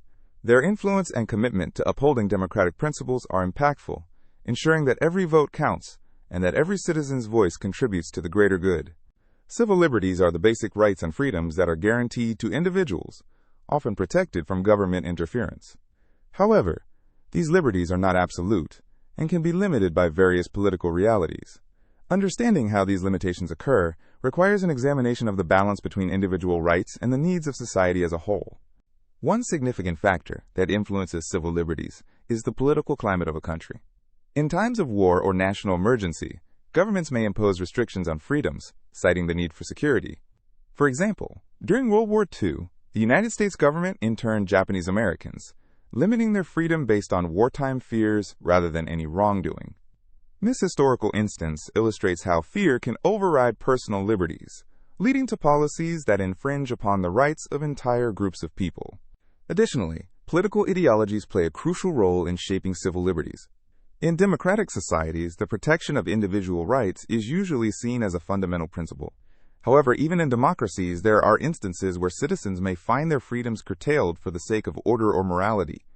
A clear example can be seen in the debates surrounding free speech.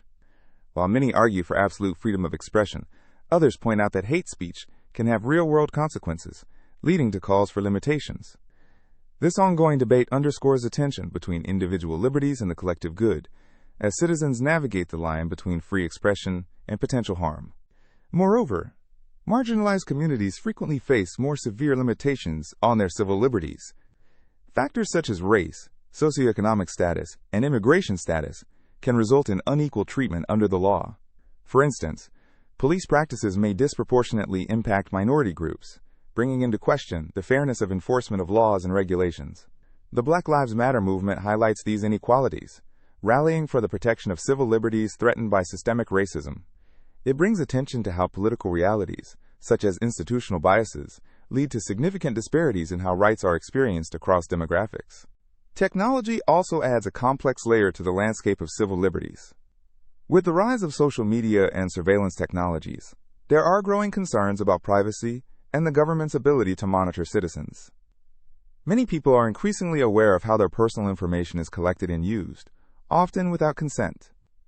The juxtaposition between safety and privacy raises compelling questions about the limits on freedoms in a digital age. Governments argue that surveillance is necessary to prevent crime and terrorism, yet this can result in a significant erosion of trust between citizens and authorities, impacting overall liberty. Another dimension to consider is the influence of globalization and international relations on civil liberties. Countries may limit rights in response to international pressures or agreements. For instance, some nations have enacted laws or practices that limit freedom of the press as a way to align with global norms, whether it be for trade agreements or diplomatic relations. These decisions often reflect a larger political agenda that may prioritize economic interests over the protection of individual rights. This interplay reveals that civil liberties are not merely a domestic concern, but are influenced by a broader international context. Public opinion and activism also play critical roles in the evolution of civil liberties. Social movements can effectively challenge limitations and advocate for expanded rights.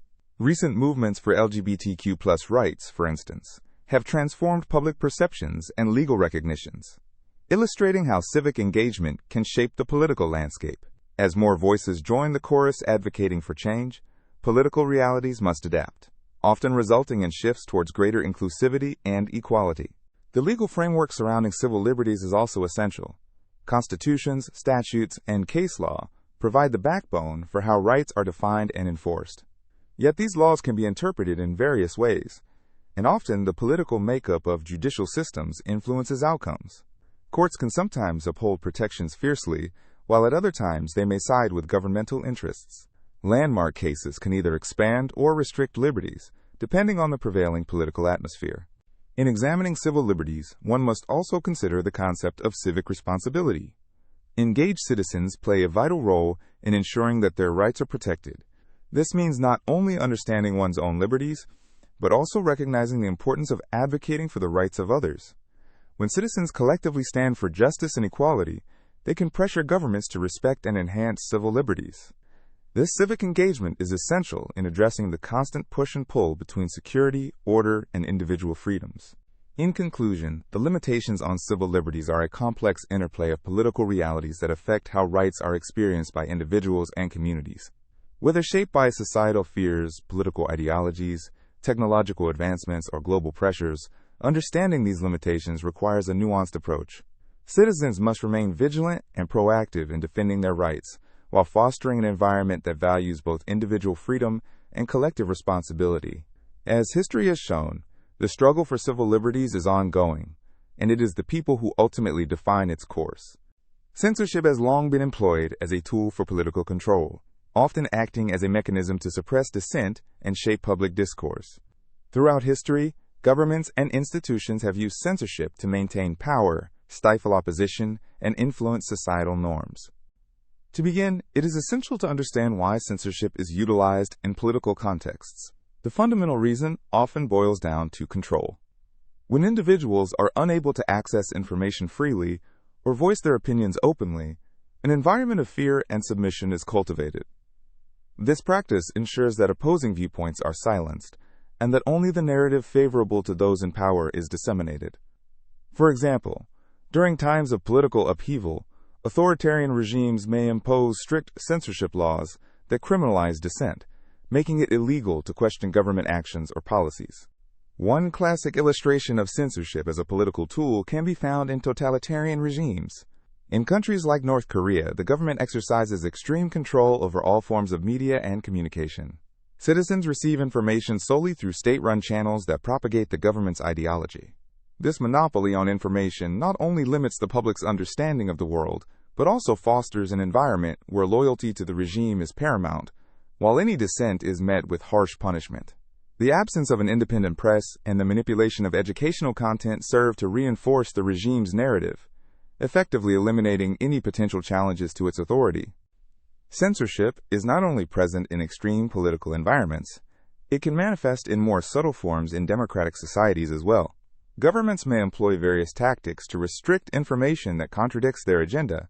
Take, for instance, the way some topics in history are taught or discussed. Depending on the political climate, certain events might be downplayed, misrepresented, or omitted from education systems. By controlling the narrative around significant historical events, governments can shape the collective memory and identity of the populace, ensuring that individuals align with the state's preferred version of history. The Internet has dramatically transformed the landscape of information exchange, presenting both challenges and opportunities for censorship. While the rise of social media platforms has empowered many individuals to share their views and organize movements, it has also provided governments with new avenues for controlling discourse. In some cases, governments may resort to blocking websites, filtering online content, or surveilling citizens' online activities to identify and silence dissenters. For example, during the Arab Spring, several governments attempted to shut down internet access to prevent the organization of protests, highlighting the crucial link between information accessibility and political action. A key aspect of censorship is its role in shaping public perception. When the government restricts information or promotes certain ideas, it directly influences how citizens perceive various issues. This can be seen in how media outlets, especially state-run ones, portray political events. By framing a protest as a riot or a dissenting voice as a threat to national security, authorities can manipulate the public's emotional response and shift the narrative to justify their actions against opposition groups. This tactic not only serves to unify supporters around the government's agenda, but also discredits any voices that could inspire change. Moreover, censorship can also serve economic interests intertwined with political power. Corporations, in collaboration with governments, may suppress dissenting voices to protect their economic advantages. For instance, when workers organize for better conditions or wages, companies may lobby for restrictive regulations on public assemblies or labor rights, effectively using censorship to silence those advocating for change. This collaboration can perpetuate systemic inequalities, as only the elite and those in power benefit from controlled discourse. In addition, the concept of political correctness has emerged in contemporary society, which can reflect a form of self-censorship. As individuals strive to express their opinions while being mindful of social sensitivities, it can lead to a chilling effect, where people refrain from discussing certain topics out of fear of backlash or social ostracism.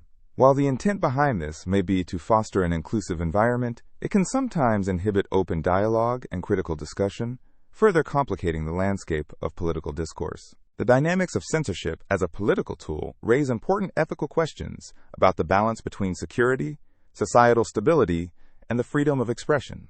While some argue that restrictions are necessary to maintain order, others advocate for the fundamental right to communicate and disseminate information freely. The challenge lies in finding the right balance, where the protection of a society does not come at the expense of its individuals' rights. In conclusion, censorship finds its roots deeply entrenched in the exercise of power and control over political discourse.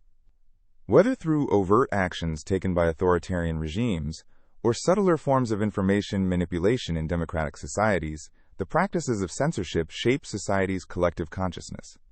Understanding the mechanisms and implications of such censorship is crucial for individuals who strive for an informed public discourse and the promotion of diverse viewpoints. The ongoing struggle for the free exchange of ideas highlights a fundamental tension in political systems, a respect for authority versus a commitment to individual expression. As history demonstrates, vigilance is paramount in safeguarding against the erosion of this vital aspect of democracy, reminding us of the importance of dialogue and fostering understanding and progress. In the complex landscape of international relations, embargoes and sanctions stand as crucial tools employed by nations to influence the behavior of other countries. While often seen as punitive measures, These actions can be rooted in a variety of hidden motives and can have profound impacts on the targeted nations and the global economy. Understanding these dimensions involves delving into the intricate interplay between politics, economics, and human welfare. Embargoes are official bans on trade or commercial activity with specific countries or groups. They can take many forms, ranging from complete trade restrictions to targeted bans on certain goods or technologies. Sanctions, on the other hand, can include financial restrictions, travel bans for individuals, or limitations on certain diplomatic activities. Both embargoes and sanctions are often justified as responses to perceived threats or unacceptable behaviors, such as human rights violations, terrorism, or nuclear proliferation. One primary motive behind the imposition of these measures is to compel governments to change their policies. For instance, when a country is believed to be developing weapons of mass destruction, other nations may impose trade restrictions to pressure the government to abandon its nuclear ambitions. Alternatively, in cases where human rights abuses are reported, sanctions might be aimed at holding officials accountable or encouraging reform. However, while these actions often target government entities, it is the civilian population that frequently bears the brunt of the consequences. The humanitarian impacts of embargoes can be extensive. By limiting access to essential goods, such as food, medicine, and fuel, these measures can lead to devastating outcomes for ordinary citizens. For example, the embargo imposed on Iraq in the 1990s resulted in a significant decline in living conditions, where reports indicated increased mortality rates among children and a breakdown of the healthcare system. These dire consequences raise ethical questions about the efficacy of embargoes and sanctions as tools for achieving political ends. In addition to humanitarian implications, embargoes can also reshape economic landscapes.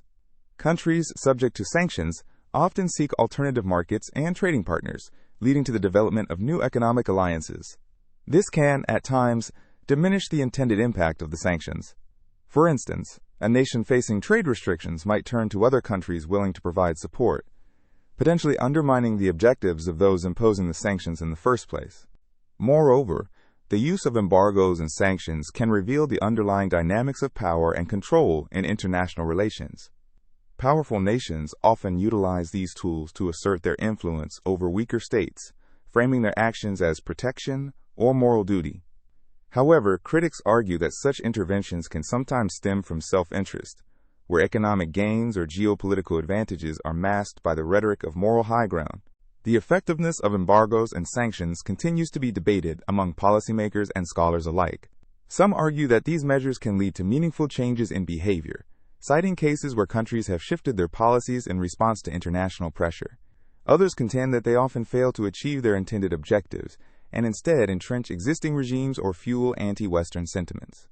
In either case, the complexity of these tools calls for a nuanced understanding of their short-term and long-term impacts. Additionally, the legal frameworks surrounding embargoes and sanctions can be fraught with complications. International laws, treaties, and United Nations Security Council resolutions play significant roles in determining when and how embargoes are applied. Yet, the process can be politicized, with powerful countries sometimes bypassing established legal norms to impose their will on targeted nations. This inconsistency can erode trust in international institutions and complicate diplomatic relations. In recent years, technology has introduced new dimensions to the discussion of embargoes and sanctions. Cybersecurity threats and digital trade have emerged as focal points of concern for many countries. As nations increasingly rely on technology for their economic stability, actions targeting digital infrastructure or electronic trade could become the next frontier in economic warfare. The potential for far-reaching consequences raises important questions about the future of such measures. Finally, it is essential to highlight the role that public opinion and civil society play in shaping the dialogue around embargoes and sanctions.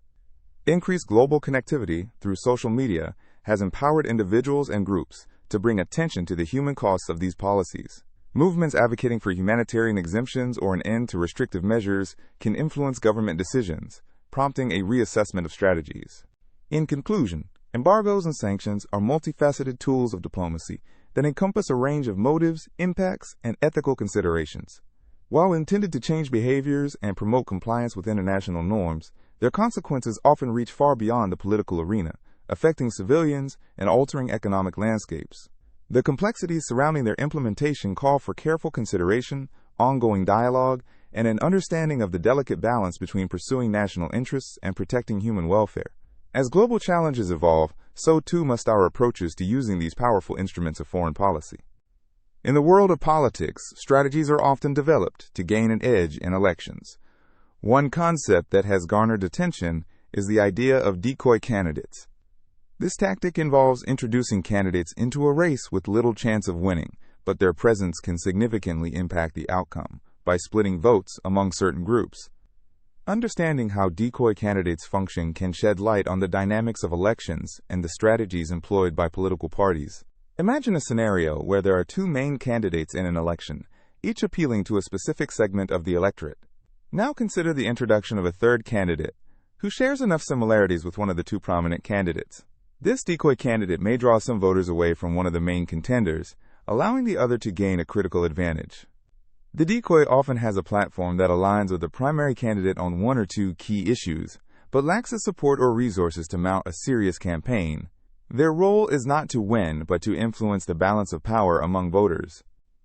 This tactic can be traced back through numerous elections across various democracies. For instance, the presence of a third-party candidate in a two-party system can dilute the votes for one of the established parties. The decoy, intentionally or not, acts as a spoiler. This can lead to unintended consequences where the election outcome does not reflect the true preference of the majority. Two key examples can illustrate the effects of decoy candidates in action. In a hypothetical election, candidate A represents a progressive platform, while candidate B stands for a conservative viewpoint. Candidate C, acting as a decoy, adopts moderate policies similar to candidate A. However, because candidate C lacks the campaign infrastructure or recognition, they remain underfunded and struggle to attract substantial support. As a result, they pull some votes away from candidate A, allowing candidate B to win even though more voters aligned with progressive values. Another case study could focus on a local election where multiple candidates compete for the mayoral seat.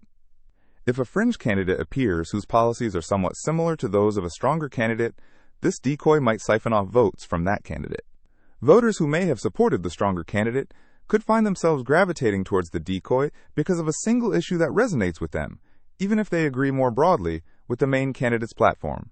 This division among voters can tip the scales in favor of the remaining candidates, undermining the original candidate's chances. The implications of using decoy candidates in elections can lead to significant shifts in political landscapes. Voters often make decisions based on a mix of policy preferences, personal values, and perceptions of a candidate's viability. When a decoy candidate enters the fray, they can alter these perceptions, leading voters to reassess their choices. This collective redirection can ultimately affect the confirmation of major policies, the selection of leaders, and the overall direction of governance. Decoy candidates can also be seen as a double-edged sword for political parties. On one hand, they can create a strategic advantage, enabling one party to gain from the divided opposition. Conversely, if a decoy candidate fails to attract enough followers or draws more support than anticipated from their intended base, unforeseen outcomes can arise. This can create internal strife within parties as members reassess their strategies, platforms, and communication efforts to account for the unexpected changes in voter behavior. As citizens engage in the democratic process, understanding the influence of decoy candidates becomes essential. Voters are encouraged to be aware of all candidates running in an election and to analyze their potential impact on voter dynamics. This can foster a higher level of engagement and informed decision-making, ultimately leading to outcomes that more accurately mirror the electorate's collective preferences. Interestingly, the existence of decoy candidates could prompt a discussion about electoral reform. As political systems evolve, examining how these strategies shape elections may lead to proposals for new structures that minimize the negative impacts of vote splitting. Possible measures include ranked choice voting or alternative vote systems that can alleviate the pressure created by decoys, fostering a more representative and meaningful electoral outcome. As political landscapes continue to shift, the strategy of deploying decoy candidates remains a fascinating topic. It raises questions about ethics in campaigning, the responsibilities of political actors, and the role of voters in engaging with the democratic process. For instance, what happens when citizens become aware of such tactics? How does it affect their participation in future elections? As these questions linger, it's clear that the study of decoy candidates and their effects holds significant relevance in understanding modern politics. Through careful analysis and consideration, we can better grasp the implications of decoy candidates in shaping the electoral process, encouraging us to view each election not merely as a competition between individuals, but as a complex interplay of strategies and voter behaviors. Observing these dynamics can empower citizens to make more informed choices, contributing to a more robust and representative democracy where every voice holds value. As we continue to explore these intricate political patterns, we unveil the layers of decision-making that govern our civic engagement and shape the future of governance. Oil politics is a complex and fascinating subject that touches on various aspects of global relations, economies, and conflicts. From the moment oil was discovered in the late 19th century, it transformed not only energy production but also the dynamics of power between nations. This vital resource became a key driver of international politics, influencing decisions made by governments and leading to conflicts around the globe. Consider the significance of oil in the 20th century, particularly during World War II. The control of oil fields and resources was a major strategic objective for both the Allies and Axis powers. Nations recognized that oil was essential for fueling military operations, powering aircraft, tanks, and naval fleets. The battle for access to oil supplies shaped military strategies and even dictated the outcome of the war in several areas. Countries that ensured their oil supply chains were secure were better positioned to sustain prolonged military engagements. After the war, the rise of the oil industry further intensified its influence on global politics. Countries in the Middle East, rich in oil reserves, found themselves at the center of international attention. As various nations sought to secure their energy needs, political alliances were formed, sometimes overshadowing human rights concerns and local governance. The 1973 oil crisis is a prime example, as oil-exporting nations utilized their collective power to impact global economies and politics significantly. This incident illustrated how oil could be used not just as a commodity, but as a tool for political leverage. In more recent times, oil interests have continued to fuel tensions between nations. The Middle East remains a hotspot, where various international players compete for influence. Countries like the United States and Russia have established strategic interests in maintaining access to oil-rich regions. This competition has, at times, led to military interventions and conflicts, contributing to instability in a region already fraught with challenges. But it's not just about wars in distant lands. Oil's influence is often seen in domestic policies as well. Nations rich in oil often experience a phenomenon known as the resource curse, where abundant natural resources can lead to corruption, economic challenges, and civil unrest. Governments may prioritize oil revenues over sustainable development, leading to long-term consequences for their citizens. Political decisions are frequently made through the lens of maintaining profits from oil rather than considering the broader implications for society. The connections between oil and political decisions also extend to global environmental concerns. As awareness of climate change and the need for sustainable energy sources grows, many nations are grappling with the implications of their oil dependence. Decisions made regarding oil exploration, drilling, and distribution involve not only economic factors, but also ethical considerations about the planet's future. New policies now often seek to balance energy needs with environmental responsibilities.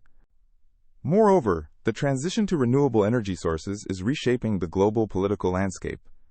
As countries strive to reduce their carbon footprints, oil-rich nations face the challenge of adapting to a world that may increasingly move away from fossil fuels.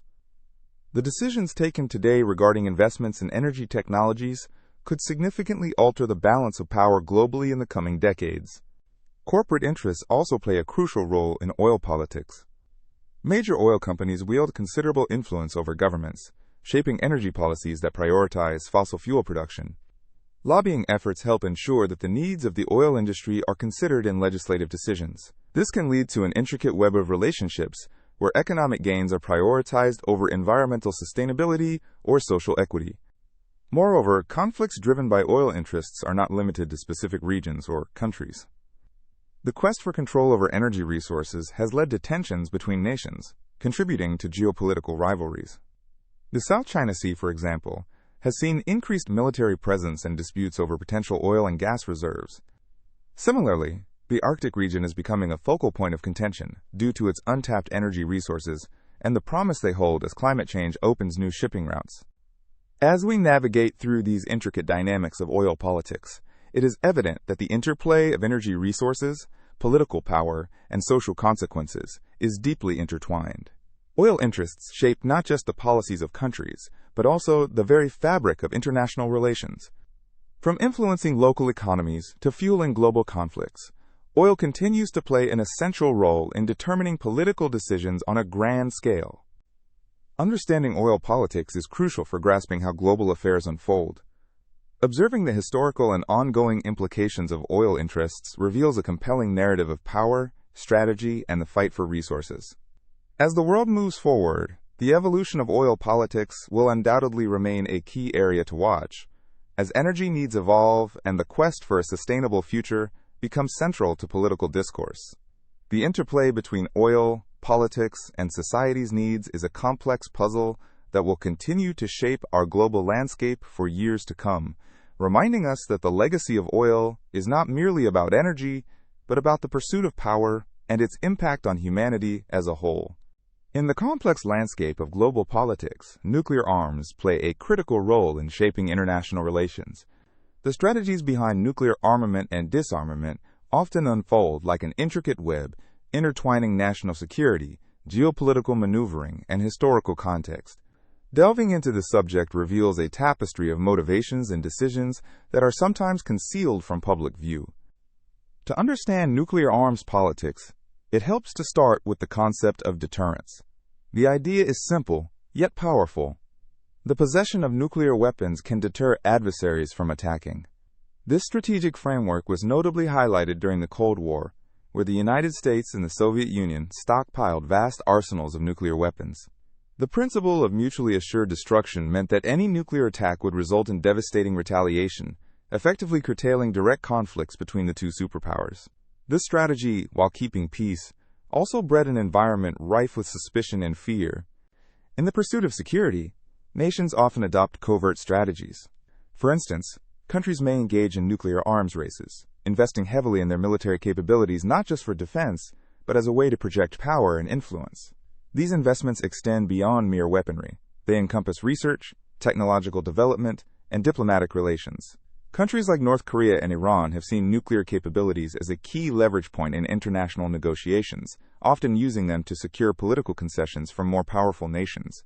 The negotiations around treaties such as the Treaty on the Non-Proliferation of Nuclear Weapons, or NPT, also reveal the hidden strategies countries employ in the realm of nuclear politics. While the NPT promotes disarmament and prevents the spread of nuclear weapons, it also creates a division between nuclear-armed states and non-nuclear-armed states. The treaty acknowledges the existence of nuclear weapons while pushing for gradual disarmament, leading to a complex dynamic where nuclear powers are sometimes reluctant to fully relinquish their arsenals, citing security concerns and regional threats. Moreover, nations often engage in strategic alliances to strengthen their nuclear posture.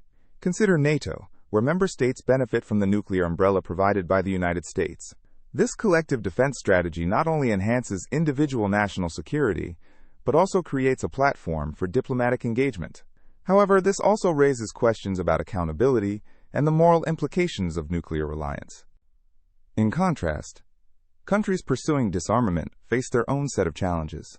Advocacy for nuclear disarmament is often met with skepticism from nations that view their arsenals as essential for national security.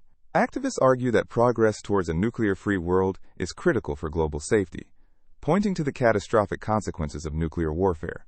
However, the path to disarmament is fraught with hurdles, including verification issues, regional conflicts, and trust deficits between countries.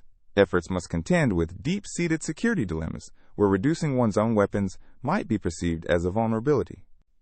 The emergence of new players on the global stage also complicates the nuclear landscape. Countries like India and Pakistan, for example, have engaged in their own nuclear arms competitions, influenced by historical rivalries and regional tensions. Their pursuit of nuclear capability is not merely about arsenal size, but is deeply rooted in notions of identity and survival, further complicating any multilateral approach to disarmament. Cyber warfare and advanced technologies are introducing new dimensions into the nuclear arms conversation. The rise of cyber capabilities has raised concerns about the security of nuclear arsenals and command systems, as well as the possibility of non-state actors gaining access to nuclear materials. This evolving threat landscape requires nations to rethink existing deterrent strategies, potentially leading to an arms race in cyber capabilities alongside traditional nuclear weapons. Interestingly, public opinion also plays a crucial role in shaping the discourse around nuclear armament and disarmament. Campaigns emphasizing the risks of nuclear warfare, as seen in movements advocating for a complete ban on nuclear weapons, reflect a growing awareness of the potential consequences of these arms. Governments must balance the voice of their citizens with international pressures and the tactical considerations of national security. Throughout history, significant events have propelled the nuclear arms discourse. The Cuban Missile Crisis of 1962, for example, showcased the potential for miscalculation in the nuclear arena. It underscored the urgent need for communication and diplomacy between nuclear states. In the aftermath, various confidence-building measures emerged, aimed at reducing the likelihood of future crises and fostering transparency regarding nuclear arsenals. Looking to the future, the interplay of emerging technologies like artificial intelligence and military strategy promises to further complicate nuclear arms politics. As nations explore automated decision-making processes in defense systems, questions arise about the reliability and ethical implications of such developments. Safeguarding against accidental launches or misunderstandings in a landscape dominated by rapid technological advancement is becoming increasingly important. In conclusion, the politics of nuclear arms is a nuanced dance of strategy, power, and ethics. The balancing act between armament and disarmament is defined by a myriad of factors, including national security concerns, historical legacies, and international relations. Understanding these complexities is essential for navigating a world where nuclear weapons continue to shape geopolitical dynamics. The hidden strategies behind these decisions reveal much about national priorities and the relentless pursuit of security, making it a crucial area for ongoing analysis and reflection as the global community seeks to manage the responsibilities and threats posed by nuclear arms. Political asylum is a complex and often misunderstood concept, deeply entwined with international relations, politics, and human rights. It serves as a beacon of hope for individuals fleeing persecution and violence in their home countries, but it also highlights the intricate web of political tensions and alliances that exist globally. To truly understand the nuances of seeking asylum, we must explore its historical roots, the motivations behind it, and the implications for both the individual seeking refuge and the countries responding to their requests. Historically, the idea of political asylum can be traced back to ancient civilizations. Many societies recognize the idea that individuals fleeing tyranny deserve protection. The Greeks, for example, offered sanctuary to those escaping unjust rulers. Fast forward to the modern era, and international frameworks have emerged, such as the 1951 Refugee Convention, which outlines the rights of individuals seeking asylum based on a well-founded fear of persecution, for reasons like race, religion, nationality, political opinion, or membership in a particular social group. The motivations for seeking asylum are as diverse as the individuals themselves. For some, it is an escape from war-torn countries where violence and oppression run rampant. For others, it may stem from the stifling grip of authoritarian regimes that crush dissent and punish those who oppose the ruling party.